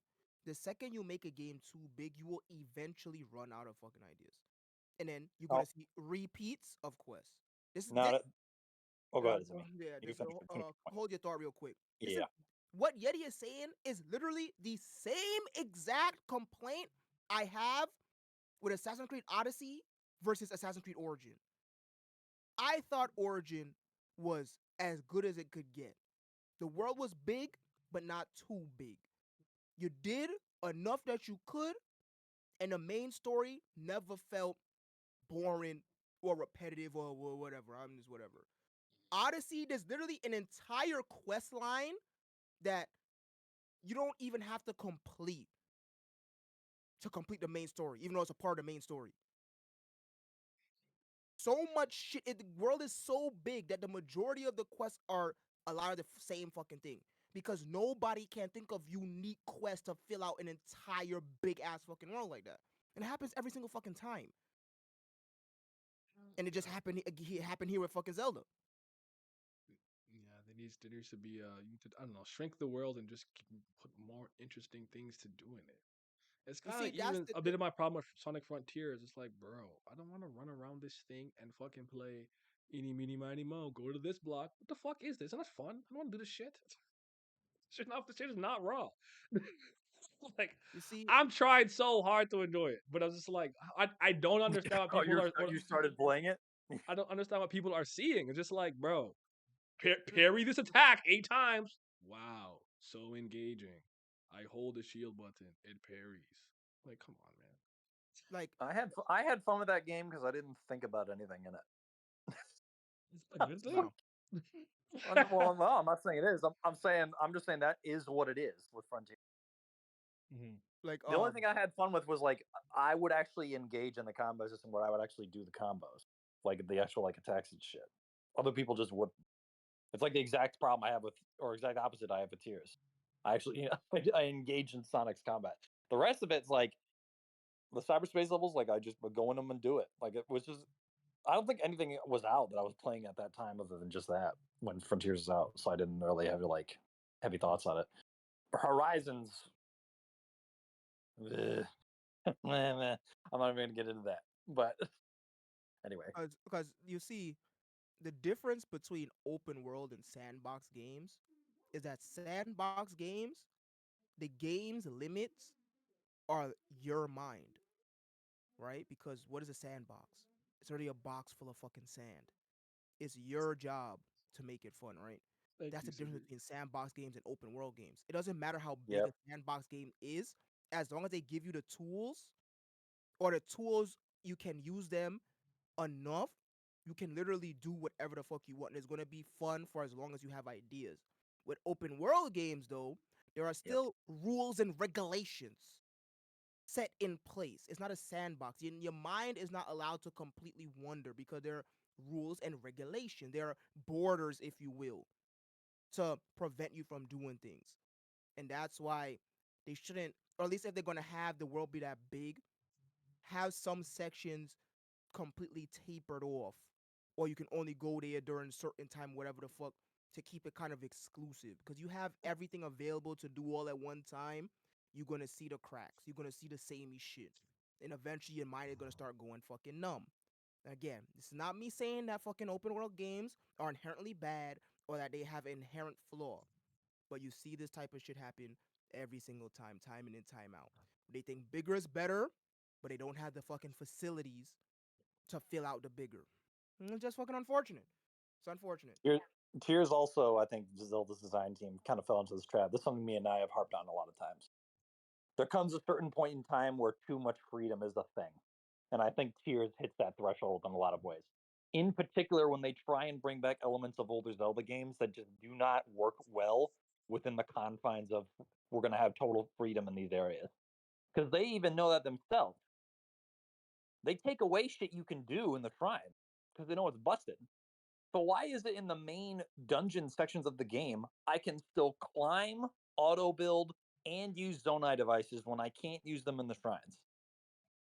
Why? You bring them with you Ooh. into the shrine. Oof. Because Ooh. you can break like I swear to God at minimum 60 out of the 152 shrines with a rocket shield and just float to the end. I'm not kidding. Yep. I'm Yep. not joking.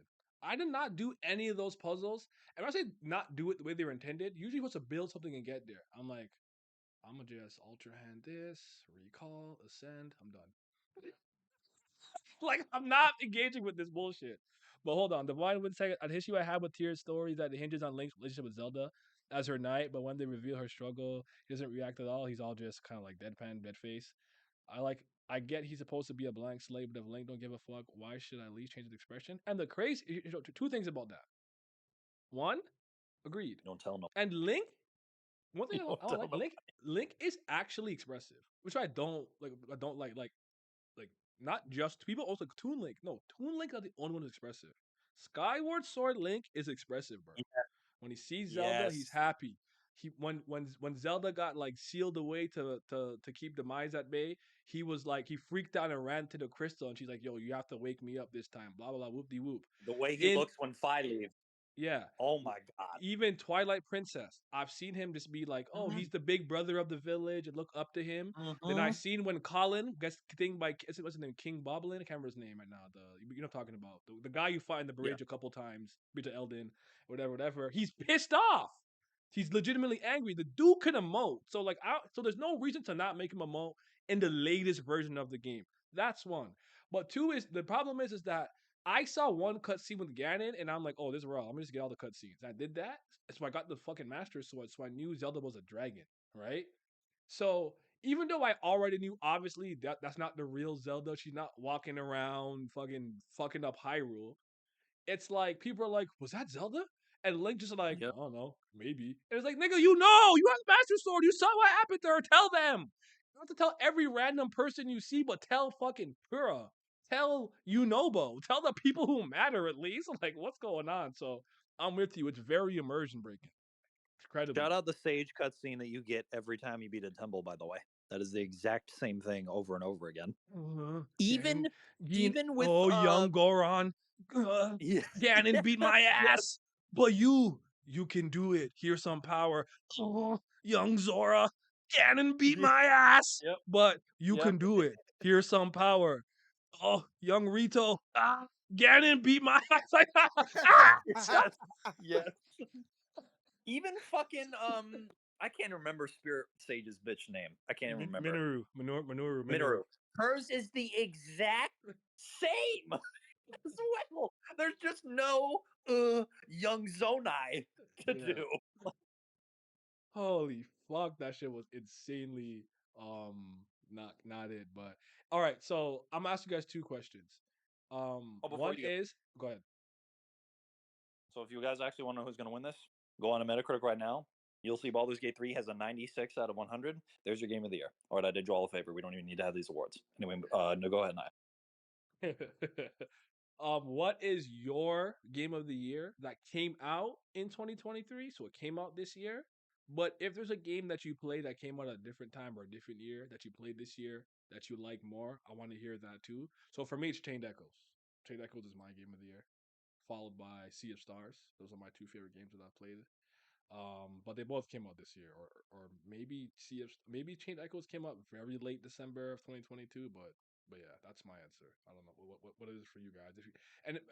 I'm not sure yet, but I feel like if I really do end up liking Born of Bread, it could overtake it. But that's my answer. Released this year? Yeah. You go for me. Well, technically, there's two. Well, technically, it wouldn't even be Baldur's Gate 3 if I'm being absolute rat about it, because Metroid Prime Remaster came out this year, and Metroid Prime 3, or not Metroid Prime 3, Metroid Prime is one of my favorite games of all time. I like it more than Baldur's Gate, just straight up. So that'd be the most fun that I've had this year. Although, I mean, Baldur's Gate's definitely up there, but it's also difficult because I played. There were 4 games this year that I've had like a sensational experience with, just off rip. But it's kind of like the level of fun I've had is different from the level of polish that I can recognize within the game. You know what I'm saying? Like Baldur's Gate 3, it has both. I can recognize both. But I think for other games that I played this year, I had more fun with them. Actually, it's 5 games. Like Armored Core 6, I could probably say I had more fun playing it, but I think that's because of these are all just due to my sensibilities and biases. It's not necessarily anything to do with the games in and of themselves. So like Armored Core 6, Ace Combat 7, 9 Years of Shadows, Sea of Stars, and Forgot I played that. Ori and the Blind Forest. I finally played that this year too. Those in particular, like I had such a visceral reaction to the level of fun that I was having while playing those. And Metroid Prime was like that too. But I think it was different when I looked at the quality of the games, where like Metroid Prime and Baldur's Gate were at the top of that list if I included both. Okay. With my critical thinking cap on. Critical. Moist. All right, go ahead. Go ahead, Simi. What's wrong with you? And Moist? Oy. Moist critical. This rat. Was his name Ah, Charlie? Yeah, Yeah, oh, Charlie. that boring guy. Um, yeah, so for me, I have only played 5 games from the year 2023. Unfortunately, I'm still well behind on my fucking my everything. I'm still playing a bunch of games from 2022, but if I was to just exclusively go by the games that I played in that came out in 2023, it's Resident Evil 4. Resident Evil 4 Remake is probably the best 2023 game I played. Capcom did a lot of good with this remake, even though I believe that this game did not need a remake to begin with. They did a lot of good. They added new mechanics to the game that not only changes gameplay, but are also very intuitive and well designed. They fleshed out characters and bits of the story a lot. All the new stuff that they added is very well received. The graphics are fantastic. The gunplay is fantastic. Level design is all around great. And fucking playing as fucking Sanji Vinsmoke is just raw, right? I mean, he's not as raw as freaking Punch Rock niggas Chris Redfield, in my opinion, but playing as fucking Sanji Vinsmoke is raw. And I thoroughly had a amazing time from beginning to end. I absolutely love that game. They did fantastic. You know, I'm gonna get around to it, but Capcom next year. is still one of my least favorite companies of all time. I absolutely fucking hate them, especially since they are responsible for a lot of the things that help shaped a lot of my tastes in the media today. And to see them go from one of the greats to one of the fucking worst, I am very harsh on them. But they have been doing very good, at least when it comes to the realm of Resident Evil. Resident Evil 4 Remake was fantastic. Resident Evil 8 Village, phenomenal. Resident Evil 7, also phenomenal. Right? So, and Resident Evil 2 Remake, also phenomenal. So, Resident Evil 4 gets my vote. But if I go across all 45 games that I played this year so far, that is a very easy answer. It's that game, 10,000 Bullets. That is the single greatest game ever created. Shout out Taito. Shout out the year 2005. You never played a game in your life where the MC is such a loser, where every single boss in the game he does not beat. Somebody else come and kill them for him. You never played a game like that. You never played a game where the game will just randomly decide, this cutscene is too long, and just fucking crash. You never played a game where you literally have to use bullet time. Otherwise, you will die in 2 seconds flat. You just never played a game like that before. It is the greatest game ever created. To see somebody go from making one of the most popular cult Shout out to Burger classic Nathan. RPGs of all time in Sweet Coding to this abomination of a third-person shooter is one of the greatest experiences I've ever had in my entire life. My name is Keats Eichmann, and you should be Crow. Or should I call you Bloody Crow? I don't remember doing anything such notorious. Bro, the game is so great. His first memory was of blood flowing. His first thoughts was of revenge. Wake It up will with every probably morning with end a that fresh way cup too. of hatred, ass nigga. I thoroughly love that game, though. Like, I will actually fucking make a video about it. The game is so much fucking fun. Like, I didn't know what the hell to think when I played it, but man, this game is just fucking phenomenal. The fact that the camera does some stupid ass fucking 360 spin for every boss. The fact that Nathan literally has vampire blood in him, but he can't do shit. The fact that he ugly. The fact that his voice sounds Ugly. terrible. Like, bro, and the game is just so great. It was my favorite experience I've had this year. So shout out 10,000 Bullets. So my Cause yeah, yo, my we are chemists and we in the lab ready to explore. Yo, Chief, where you at? Drop a Brooklyn Witch in the chat. they in there. He's in there. My answer for a game that didn't come out this year is it's the Greatest Attorney right there. Boom. Yeah, I I wish like the main reason why I'm like I gotta do this detective thing is because I love Herlock Sholmes with this game. That's my nigga, bro. I love that guy. He kills me. So this game was great. I think I was gonna like it too. So that could be playing into that. I'm like, I don't think I'm gonna like this, but I ended up liking it way more than I thought. Shout out to Phoenix's ancestor, Ryunosuke Naruhodo. So, all right. With that out the way, we got two video game related videos we're gonna watch here, and we're gonna react to. Simi has one. It's called "Saving the World 1,000 Times Later" by is it Racevic? Racevic? Race. I don't know. Yeah. Then I have one by someone named Nasu called "The Problem with Souls Like." So we're gonna watch those. I'll put Before we do that, Naya, there's a little bit of Jason, but only you and I would really care about this. They announced who's going to be playing Reed Richards about 2 hours ago. I just saw it on Twitter. for what? Like more like The movie. MCU? Yeah, the movie.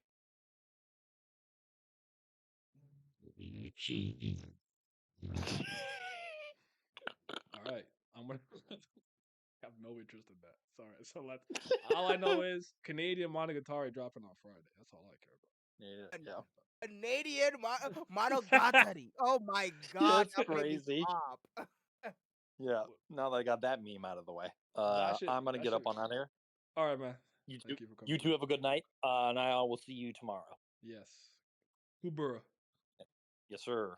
Huberi. Simi, you have a good night as well, my boy. Have a good. I'll catch you on in December when we watch these fuck ass awards. Of course. Finally. Take care of yourself until then. Yeah. So it wasn't supposed to be John Kransky? I don't know who that is. Krasinski. Krasinski. Booby doobity. Dibbity dabbity. Bibbity bobbity boo. The incel to trans pipeline. Yo, Yeti, what'd you be watching on YouTube, man? The incel to what? Where do you see that? The incel to trans pipeline and inside Mari. What you be watching, man? So I always tell you, they don't know what to fucking show me because I watch anything. My algorithms make any sense. This is actually why I stopped watching YouTube on this computer. I watch it on the one that you got me more often than not. Because I'm like, this algorithm is so cooked.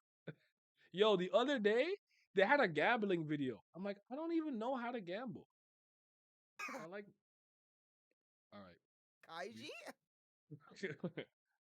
We starting in 3, 2, 1. Hajime mai. And I pressed fucking unbig and strong.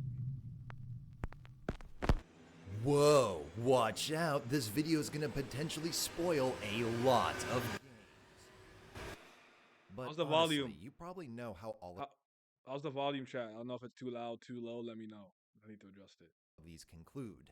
You'll save people, houses, villages, towns, cities, islands, states, nations, continents, planets, systems, galaxies, and universes.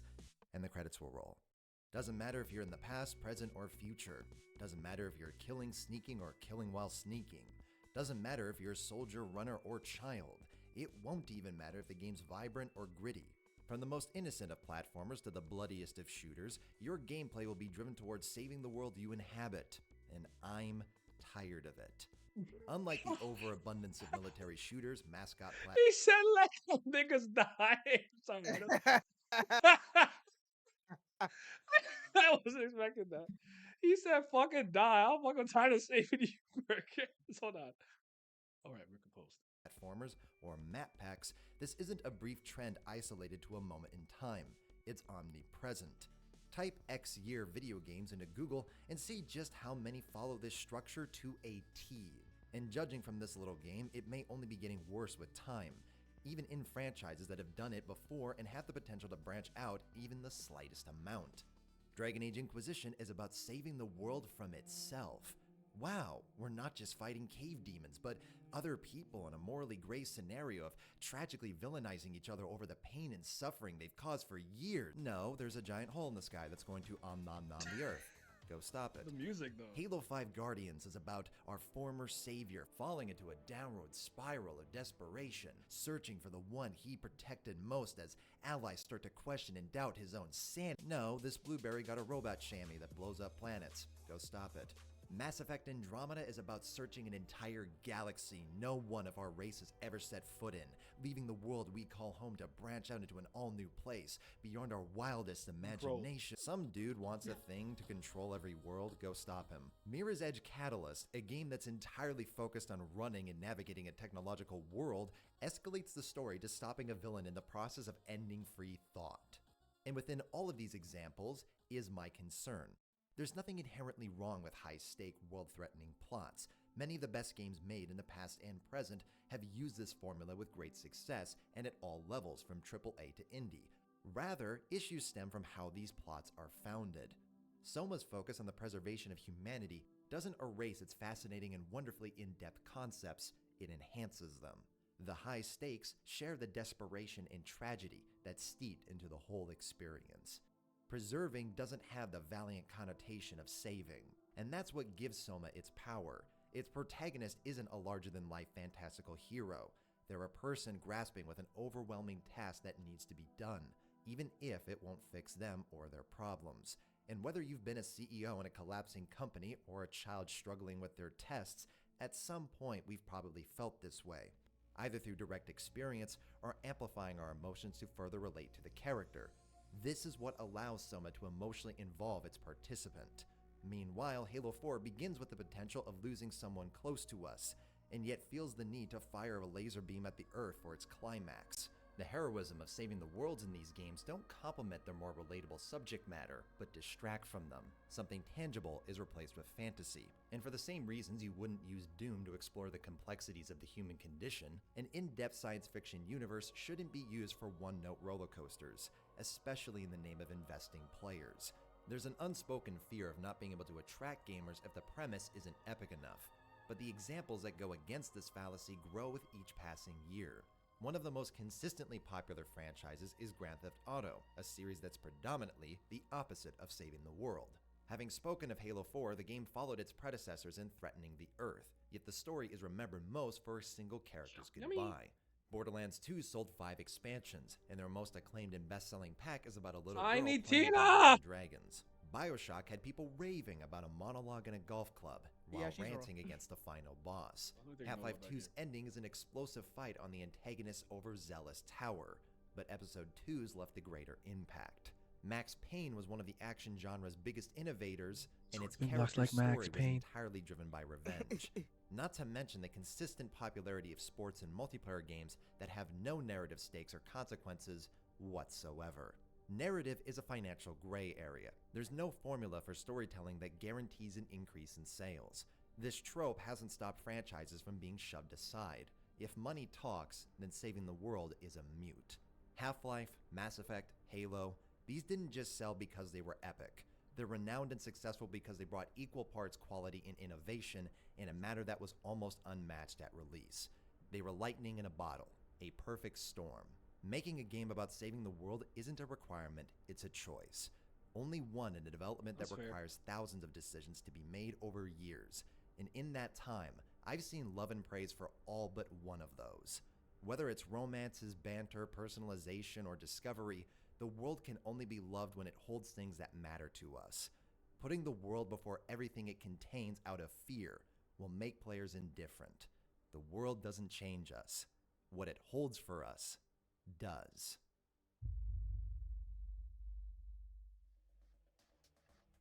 Rapid fire. Why are you so bad at Halo? Because I don't have the BXR anymore. What is Sunlight?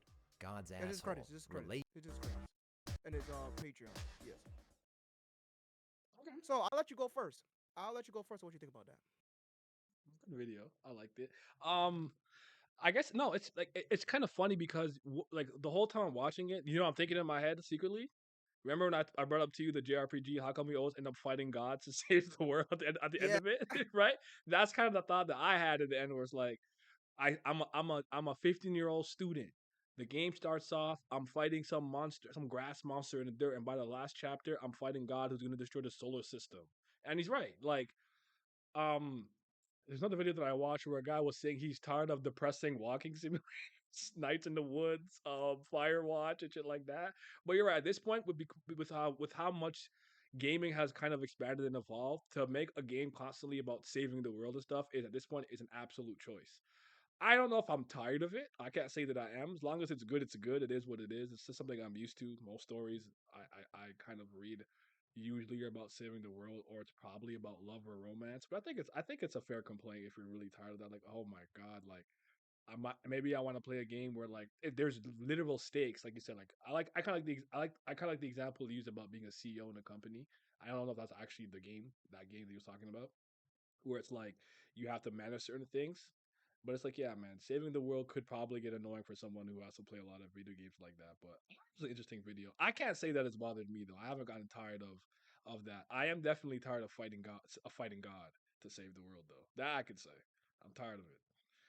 Especially when I start For off as me, like my best feat is I could throw a rock 5 feet, and by the end I kick a planet your way. Like, bro, what's going on? but see, that's a thematical themes because the rock represents the planet that you finna punt The into rock the goal known as God. represents Earth, and Earth is no the is Terra, and Terra is the planet. Therefore, planetary level. But So yeah, why for did you? me, Yeah, go ahead. Go ahead. I disagree. I disagree actually.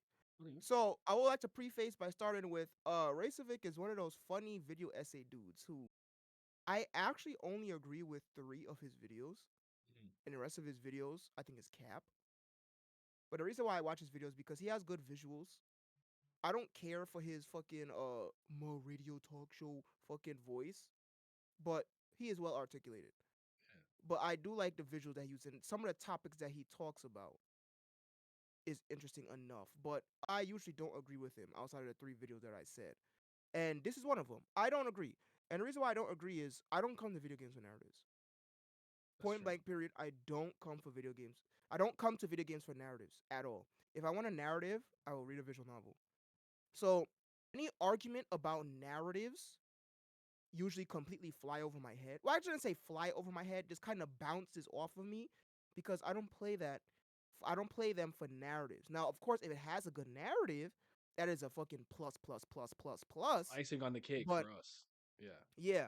But for me, it's all about gameplay, right? Now, what he's saying, so like some of the points that he made is not necessarily wrong. No. Like, for example, freaking using saving the world just as like a crux to make the game epic and so on and so forth, or to distract from the other things that was interesting, like the character interactivity and psychological themes between said characters, even just interacting with the world itself, makes perfect sense. But for me, I don't give a shit about none of that.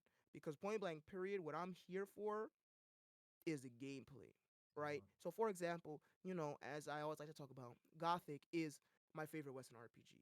Now, it has a very interesting premise, but you can easily argue by the end of it, it kind of delves very simple. And then by Gothic 2/3, yes, you are just again, while somehow saving the fucking world. You are the fucking mighty fucking hero that's saving the world. I don't give a shit about any of that though. The reason why Gothic is my favorite fucking Western RPG is because of the gameplay. It's the feeling of getting it out the dirt.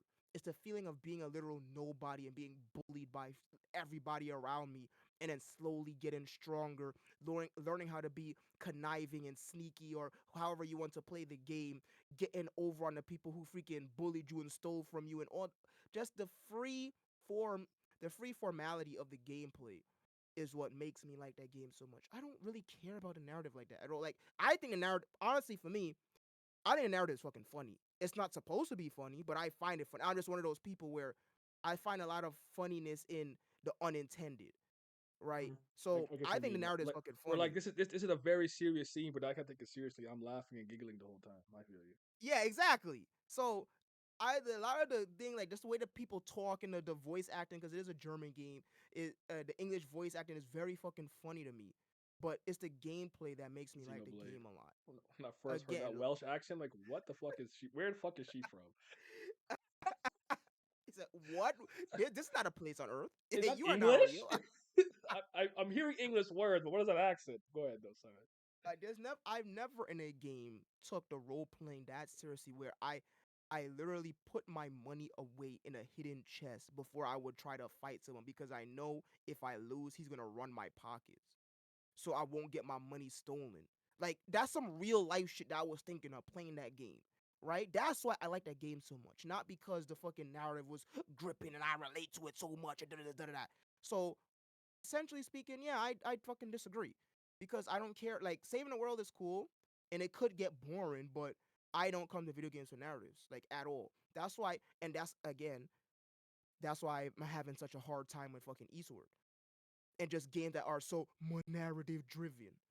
I don't care for that. Is the Write a game book. fun to play?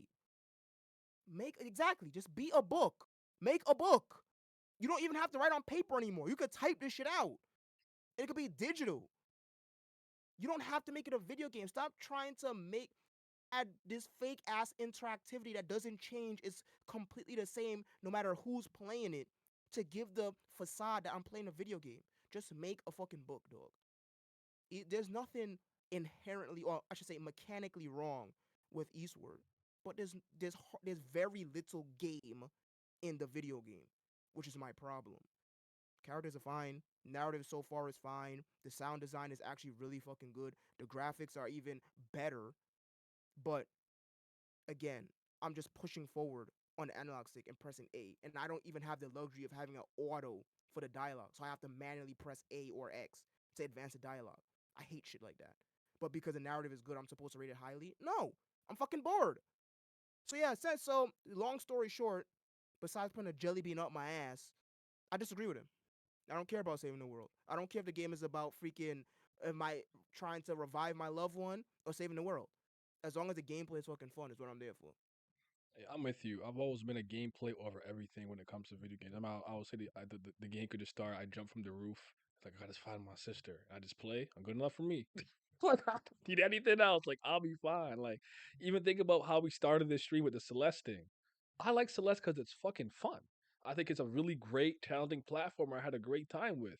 I didn't get that perseverance and overcoming negative emotions and never giving. But nigga, I don't give a fuck about none of that, man. Jump left, jump right, go diagonal, spikes. There's wind. You get the feather. You fly a little bit. Shit, raw. Like it's that simple. It's that simple for me. But yeah, if I really do get immersed into the story, it's like icing on the cake. It doesn't happen.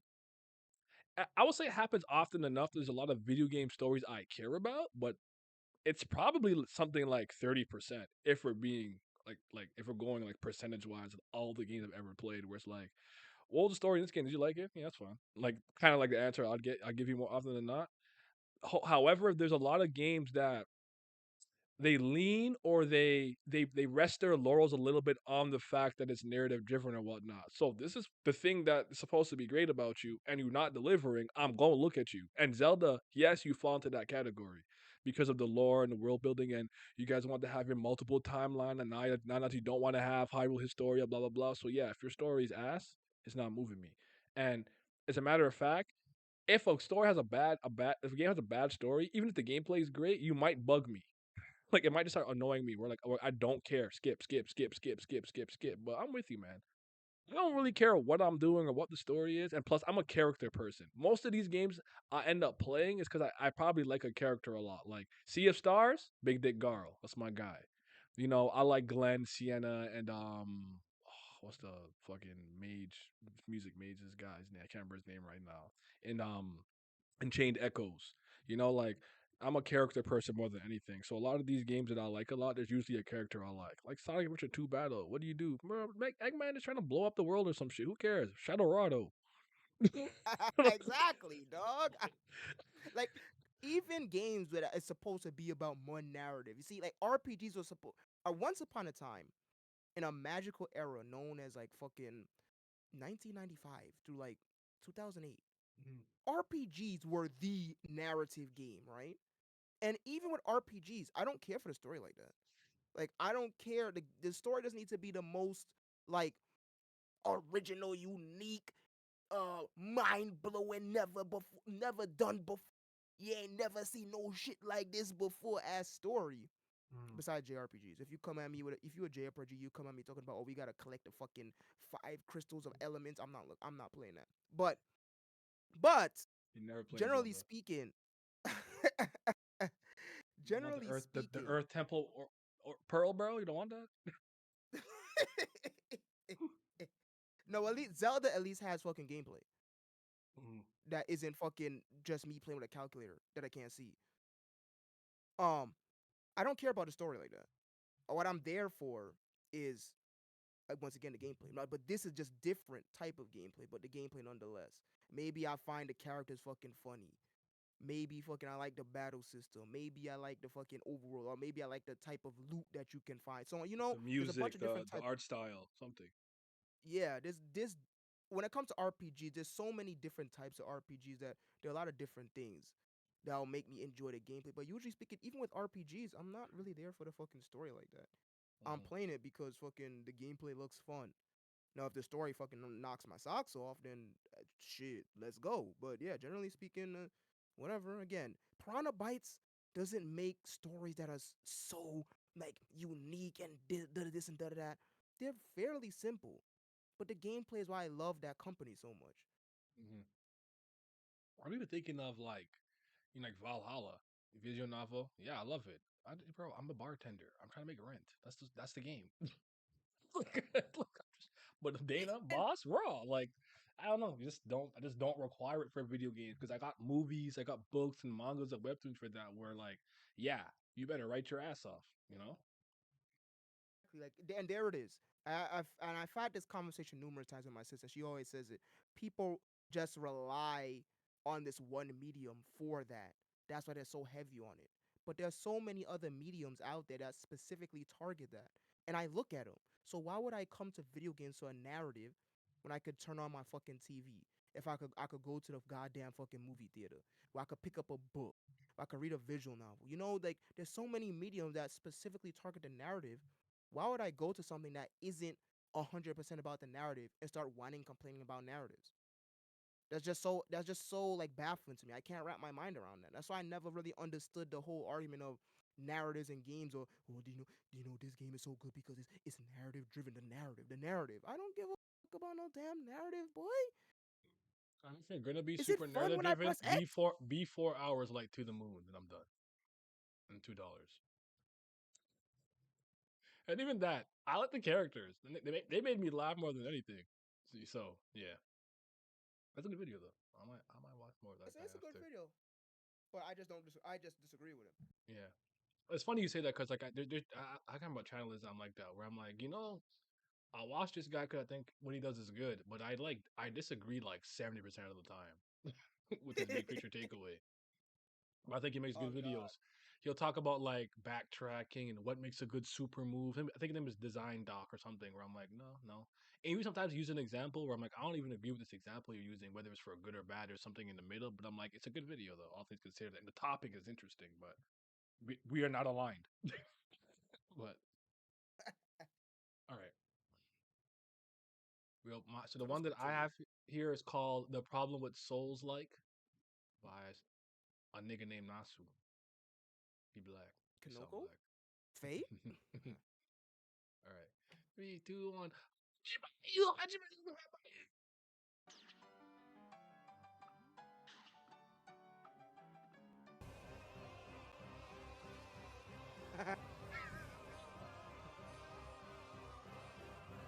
I never forget this video, bro.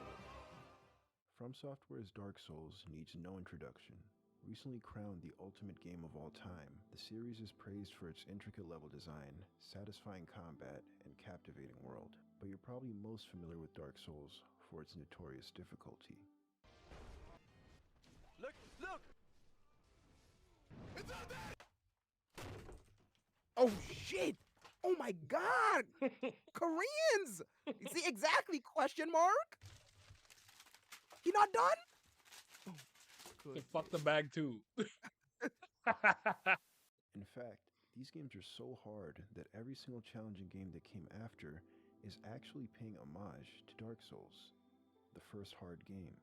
See, we all know that the very concept of difficulty didn't exist before Hidetaka Miyazaki It's slicing your invented it in fucking ass. 2009 with the release You of could put Demon up the, Souls. Before that, video games were the all audio on the just video. brain dead easy. I mean, look at this. The games that they basically play themselves. But then, in comes Demon Souls.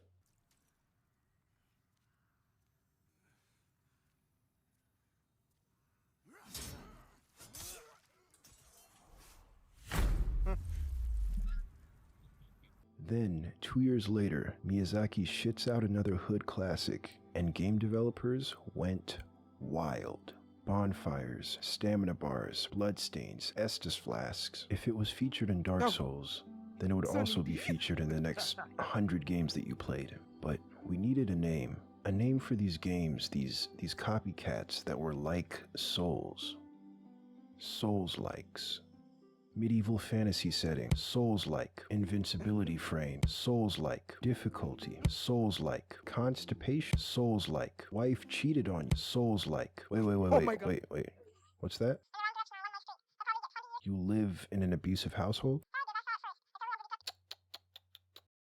Souls-like parenting. Now, of course I'm being facetious, but there really seems to be a bit of a naming crisis surrounding games that share even the slightest bit in common with Dark Souls. There's just this obsession with labeling everything that's even remotely similar as being derivative. Even among From Software's other IPs, they just can't escape those same shackles. I mean, first it was just Demon Souls, and then it was the Souls games. After that, it was Soulsborne, and after that, it's Yeah. Soulsborne Key. So You wrote this? This is a thing that you wrote? look, it's undeniable that Dark Souls is one of the most influential games of our time. The current gaming landscape would look incredibly different without it, and several Why he games a beef genuinely jerky are man? just carbon copy. I said, why he a beef jerky man? But a handful of problems arise when taking one major title and turning it into an entire genre. Take roguelike, a genre named after the 1980 dungeon crawler Rogue. Unlike Dark Souls, however, Rogue didn't spawn an entire series and was released over 40 years ago. So today it's not surprising when Rogue isn't the first game that comes to mind when you hear the word roguelike. That game could be Faster Than Light, Slay the Spire, or for some people even Hades. For me, the game that I think of when I hear roguelike is Binding of Isaac.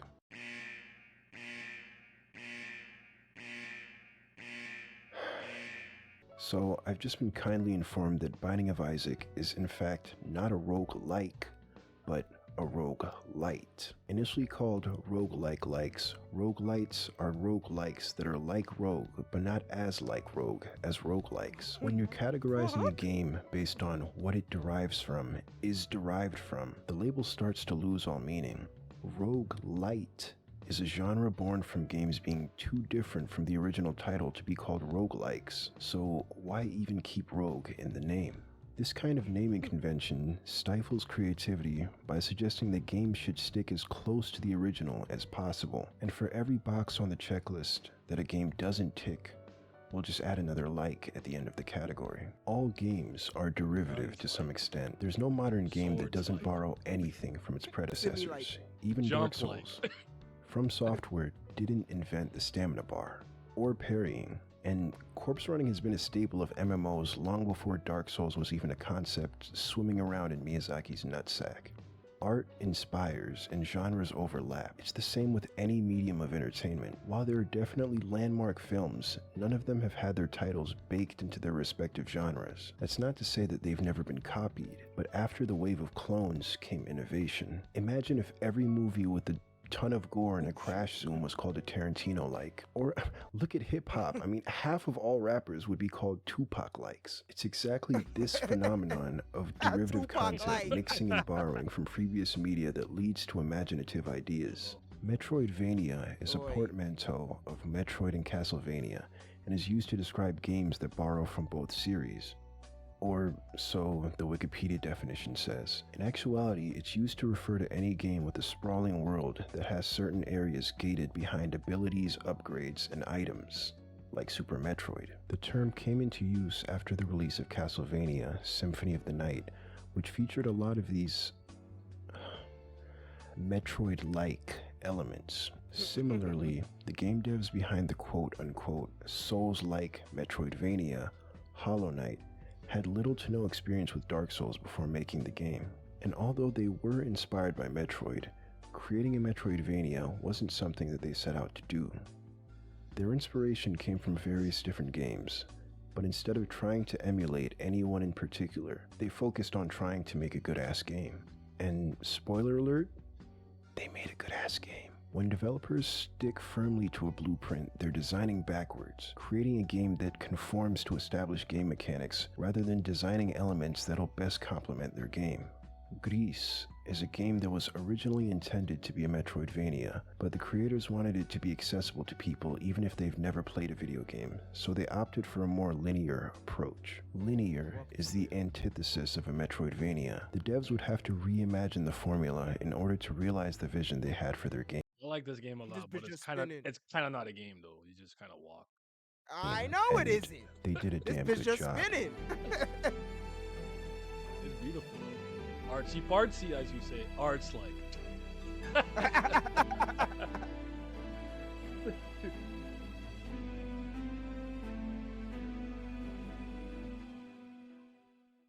Gris has 5 levels representing each stage of grief. You progress linearly through them, acquiring a new ability in each one. The game features no combat and little exploration. The abilities are largely used for platforming and puzzle challenges. Each level is designed around just the abilities that you have at the time, so there's no backtracking. With progression to each new level, you restore color to a beautiful watercolor painted world until you're at the last stage and finally overcome your grief. Gris borrows Metroidvania elements and uses them to tell a powerful story through little more than its gameplay. Rather than force Narrative? unnecessary mechanics to fill a checklist, Is it for real? I said narrative? Oh, brother. I don't. I remember people saying it's the 5 stages of grief. I'm like, really? I just thought it was pretty game. I just see colors. I'm jumping. I'm a bitch like with a cloak on. It took like alright, 5 that- hours. You know, like it's cool. Gris It takes cost only me what it needs from the genre $6-8. So and still manages to capture the essence of having a protagonist that evolves over time and grows to interact with the world in different ways. And that is what's at the core of any genre. Just a few unchangeable factors that really capture the heart of what unifies those group of games. So, what's the soul of Dark Souls? Mark Brown of Game Maker's Toolkit made an excellent video in 2017 on the topic. He suggests that the genre should be based around the elements that give Dark Souls its slow, deliberate combat, but even From Software's other IPs don't entirely adhere to those elements. Bloodborne has faster, more aggressive combat, and this is even more true after Sekiro's release in 2019, which got rid of the stamina bar entirely. I would argue that the element that ties these games together is not their combat, but their core gameplay loop, the cycle of encountering a challenging obstacle, dying, and throwing yourself at it again and again, armed with nothing more than your knowledge of previous attempts. No Estus Flask, stamina bar, or dodge roll necessary. That core gameplay is what makes these games so engaging and really makes you feel like you have the exaggerated swagger of a medieval fantasy protagonist. Of course, Oh my we'd also have God. to rename the genre and ditch the whole trend of just adding like at the end of a title. Games have already evolved past just being Souls-likes, and it's time that the language we use to refer to them does the same. Hey, if you made it to the end of the video, thank you for listening to me talk my shit.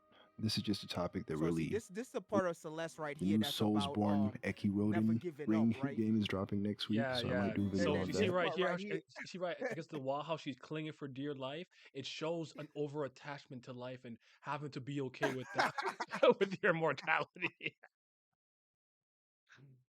Memento Uh, mori, bitch. all right. What did you think? We'll start with you this time. Okay, so this is actually a phenomenal video. So first of all, I want to say that I learned something today. Mhm.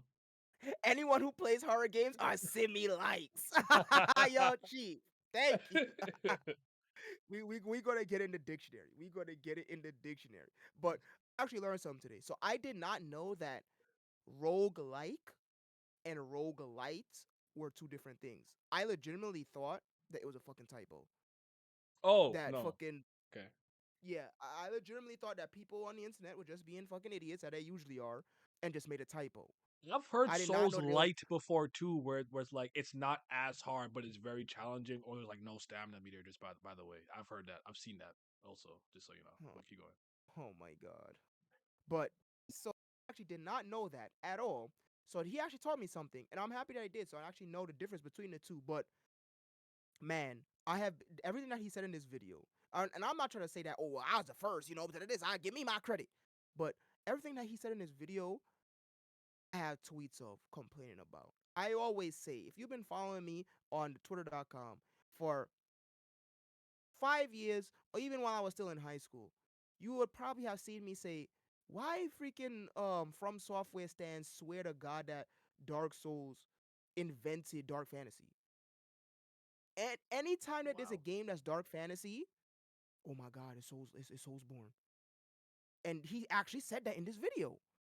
It's so crazy to just see everything, all of my complaints about that series be brought into a well articulated video that has 1.8 million views. It just makes me very happy to know that I'm not the only person because this is ridiculous. Now, unfortunately, this is the nature of the beast, right? Mhm. This is something that is not new. Video games have been going through this since the dawn of time. So, for example, as we all know, fucking you still streaming on thing, by the way, on Discord, so you could freaking exit out if you want to think. Okay. It's well, what the fuck was I gonna say? So yes, we all know that Doom 1992 is heralded as the very first person shooter, even though Wolfenstein 3D came out 2 years before that by the same developer. But we all know that Doom is heralded as the very first FPS, right? So what do you think every FPS game that came after it was called? You guessed it, Doom clones, right? You know that GTA 3 Doom's like. was Doom like. Thank God. Honestly, I prefer the clone naming convention than like because this like shit is just fucking ridiculous. Doom Then we adjacent. saw we saw the same thing again with GTA. Kage Bushi no GTA 3 Doom. came out. Okay, I'm done. I'm done. Now I'm that's raw. done. Date Bayo. So we saw the same exact thing with GTA 3, right? GTA 3 being the very first 3D sandbox game, right? Mm. Now what happened with every time anyone else came out of sandbox game, primarily a crime sandbox game. It's called what? A GTA clone. So we have seen this throughout time and time again. This is just another one of those trends that we're living through. Will it die out? Absolutely. It most definitely will. The naming convention will die. It'll go away. Just like all the other fucking clone naming conventions. But it just feels like this is the longest. At least, but we've living through it from beginning straight to its end, right? So we're living through every single minute of it. So it feels like the longest. But man, I can't wait for it to go away. I 101% agree with everything in this video. He even brought up a great point that From Software themselves cannot get away from the own curse that they have placed on the video game industry. Where they make action games that are different from Demon Souls, and it still gets called Souls. Even Armored Core 6 got called Souls-like. What? Armored Core, a series that has existed before Demon Souls, Interesting. got called Souls-like because it's difficulty. Right? Yeah. So it's like it's legitimately a curse. I've been saying it for years. It's legitimately a curse, and it's why I hate From Software. It's not because they come out with bad games. Absolutely not. They don't come out with bad games. It's a curse that they put on the industry. And it's a curse that has just everybody in a stranglehold from the consumer and developer standpoint. There's no reason why I'm playing an action RPG and it plays like fucking Souls. Vampire, I'm looking at you. Vampire is an RPG that I thoroughly enjoyed. There is no reason why the combat is like Souls. There's no reason why freaking there ain't no auto saves or freaking save states. There's no reason why I have a stamina bar, and there's no reason when I die I lose my shit and I gotta restart from like the beginning of the fucking area when I'm fighting in a fucking RPG. Why? I'm playing an RPG about social interactivity with a vampire, a doctor turned vampire and humans, and the combat is Souls-like. Why? Why?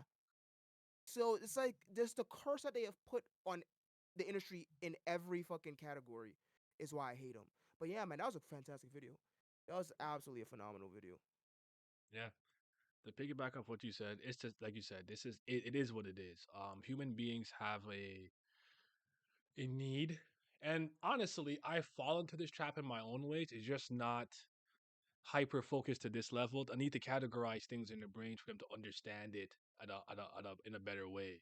So this is action. This is action RPG. This is a visual novel. This is horror, whatever, whatever. And I think those ones are fine. It's just when we start to really get into like, oh, this is a Pokemon clone or Pokemon like rogue like this that like it's just like, oh my god, like they didn't set out to make a game, so you can just be like Hollow Knight is just like indie Soulsborne game. It's just like Jesus fucking Christ, like it's a cool game. like I don't describe Hollow Knight like that. Like what is it? It's like it's a game where like you're a bug nigga. You slice shit. You jump, you go left, you go right, you go up, you go down, right? But obviously, because I know the time that we live in, and yeah, there's a lot of terms I refuse to use, like something like plot armor. I hate that word, but I'll say Metroidvania because I know when I say Metroidvania, people tend to understand what it is that I'm saying. Like, oh, it's a game where you're probably gonna have to retread and backtrack, but you're gonna backtrack with a new ability, which gives you access to a new area or to the next area, like you had to do in the original, well, not original Castlevania, but in the original or Metroid, and then later on I think Castlevania Symphony of the Night might have been the first one like that. Maybe it was one of the older Castlevanias, but anyways, you get my point. So like I understand it to some degree. I just think we go too far with it and take it to it's I won't say I can't even say take it to its next logical conclusion. We take it to a place where you're being ridiculous. Like uh, if I play any game where I fight by using some type of animal, monster, creature from folklore, whatever, it just automatically defaults to being a Pokemon adjacent type game. I hate that. I don't agree with it. I think that's stupid.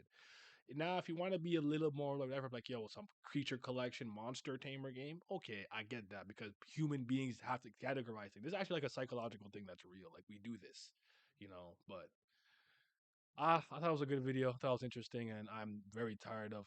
But I'll say this. I had this last part. My biggest problem with like this term is how it broke out of its own genre to the point where we go, yo, this cup of juice, this is the Dark Souls of juice. Yo, this computer is hard to set up. It's the Dark Souls of I'm tired. That's the shit that really bothers me.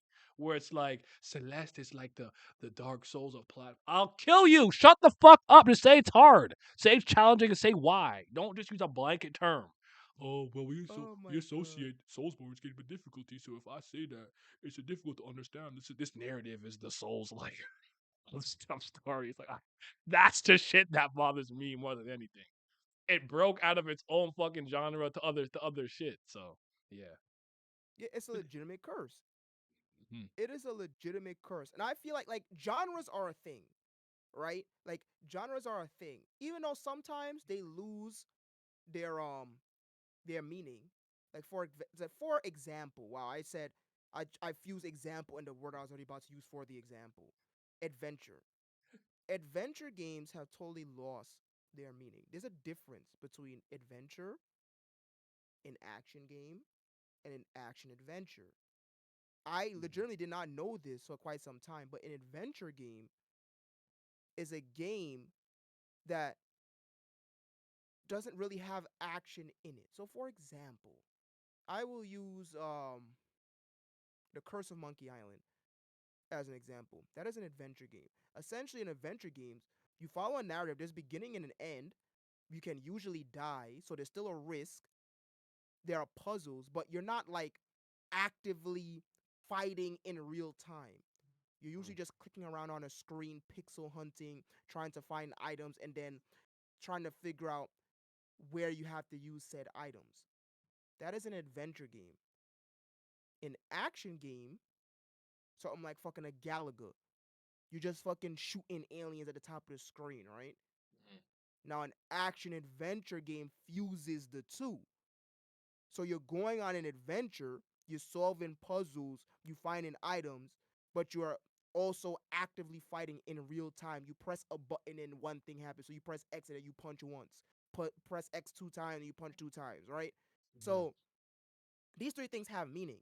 But somehow, somewhere along the lines, they kind of fused, delved, and now they just mean fucking nothing, right? Yeah. So these things happen, but genres exist. And the reason why I bring that up is I feel like, at least in the Metroidvania case, it's nowhere near as egregious because A, it did not break out of the realm of video games as Souls did. And two, it's still specific enough where you could consider it, at least in my opinion, a genre. Because when you say Metroidvania, you know exactly what the fuck you're getting. You're essentially getting a game that does not have levels and instead has areas blocked off that can only be accessed with power-ups or ability that you will unlock later, and thus requires backtracking to those areas so you can now access those inaccessible areas. That's very specific, right? There's no confusion when you say a Metroidvania. When you say Souls like, a game could literally just, oh well, this enemy could kill you in one hit, therefore it's a Souls like. What the fuck are we talking Yeah, about? it's hard. It's hard when I slash the sword, therefore Souls like. Oh, when I dodge or swing, stamina, Souls like. Yeah, I got stamina, I could dodge, and the enemies kill me in one hit. Therefore, Souls like, or it could just be, oh, the enemy. Cause shit, Cuphead don't got none of that. But these enemies could kill you in like 2 hits. Therefore, Souls like, huh? People have What's going called it. on? I have heard. I had seen reviews like use that terminology to kind of like speak about its difficulty. All things considered. So Yeah, it's like they can't even follow the own like. Souls has just completely become into a monster that doesn't even have any rules or boundaries. It's just everything. It's just everything that revolves around dark fantasy, stamina, action, and dying. And that just somehow it is into becomes fucking Souls like. It is very fucking weird, and I can't wait for this trend to end. When will it end? I have no idea, especially since From Software still actively makes games. Until maybe fucking From Software officially ends the Souls series, or just freaking whatever his name is, like retires, or worst case scenario passes away, we probably not going to see the end of it. But man, it's really bad. It's because now just thought has completely flown out the window. Creativity has flown out the window, and discussion has flown out the window. The second you die in a game, oh well, Souls like. What do you mean it's Souls like? Any game you could freaking die in. What is going on? it's just it's the time you live in. I guess I don't know, but nah, man. I I definitely I forgot how much I enjoyed that video. I needed you to see that, but we both picked two good videos today, honestly, with an important topic. Because the last thing I'll say about the Souls like thing specifically is I have no problem in a lot of ways if you're using that because you know you're talking to a simpleton. I really mean that. Like you have to know how to talk to certain people. I really mean that. It's not even me trying to be a dickhead. I just know how to talk to different people. Where it's like I'm not gonna get deep into my bag with you. Yo, Naya, should I peep this? Yeah, they punch hard. They go through 5 buildings to get hit. I bet. Good. Like that's all they need. Someone else, I might have to convince them a little bit more with something a little bit deeper. So I kind of get it. I kind of get it if you have to be like, oh, if you someone really likes like these type of games to use that. But my you know me, my biggest issue with like these type of terms is like I feel like it's a scapegoat for you to not explain specifically certain mechanics or what this game does differently, or you don't know, and thus you default to a blanket term. Oh, this guy got plot armor, bro. He got plot armor. He's the MC. So what you're saying is you believe that the situation the main character was in was very dire and bad. And the way that he got out of it was contrived. Why don't you just explain to me specifically what your issue was? Don't just yell out plot armor to me. You're not telling me anything. Even though, in a very general sense, I get what it is that you're trying to convey to me. I hate that. And it's a personal thing, but I can't stand that. Because to me, it's lazy. Don't tell me that shit. Explain yourself, you know? So, yeah. That's why I said discussion has completely flown out the window Yep. because it has. Because nobody talks about anything. There's no explanation, there's no reasoning, there's no logic. It's just blanket terms. Or even worse, memes. Oh, well, what you like this game? Oh, I like Souls games. So what does that mean? I didn't ask if you like Souls game. I asked you what you like about this fucking game. Or just as you said, no more plot armor. Well, what about this was plot armor? What does plot armor even mean? Even though we know what plot armor means. What does plot armor mean? All you saying is that you didn't like how the MC got out of the situation. But that's still not telling me anything because I don't know what about the MC's solution you don't you don't like. All I know is that you don't like it. What about it don't you like? You're still not saying nothing to me. It's not conversation. Conversation, discussion, and especially discourse just does not exist or Like, hardly exist. let's use an example me and you both know and literally have fun talking about. Talking about. Okay, I don't have to say like yes, it's a Deus Ex Machina, but it's like what's your issue? Who the hell is this old man? Where did he come from? He's been alive since the Primo generation. Why is he alive? I haven't seen anyone else live that long unless they were body hopping like Name and Spade. You just have a vial of blood from Primo sin. But bro, penalty. What is going on? You could just remake the rings. Like where were you? Why weren't you hinted at all in any capacity? And then the ninth is gonna act like he's been here the whole time, like old man talking about. You know, who the hell are you? Where did you come from? Why did you just come and solve one of the craziest things that happened to our characters? Having their Vongula rings broken. Now we got the Vongula gear. All right, man. Whatever, dog. How is Like I that could blood explain myself. still You know what I'm wet? saying? Yeah, how was that blood still wet from all of those decades worth of years? How that shit not dried up? Like, bro, so many questions. Oh man, freaking Not Tom just Bell. this freaking shown just show and shown and jump things. Yeah, just jump stuff. Like nah. See, you're not getting away with that. Explain Just yourself. shown in manga stuff. Ass pulls, ass pulls. That's the other one. Asshole. Oh brother. But that was fun. That was fun. Um, you said the seventh is the Game Awards, right? You said you're gonna stream it. Yes, So I you're will gonna try to indeed stream it on my channel at you can twitch.tv/Hilkaniku. forward slash. Oh shit. He did the forward slash. Jesus Christ. All right. All right, everybody. Thank you for rocking with me today. With us today. Tomorrow, Glam, Townsy, and Bao will be doing the Kubera not live reaction. Jesus Christ. Power scaling tier list should be fun. You guys have yourself a mighty fine day. I'll be out. Yes, Sirski. Go watch Bao. Play League of Legends. I'm not staying though.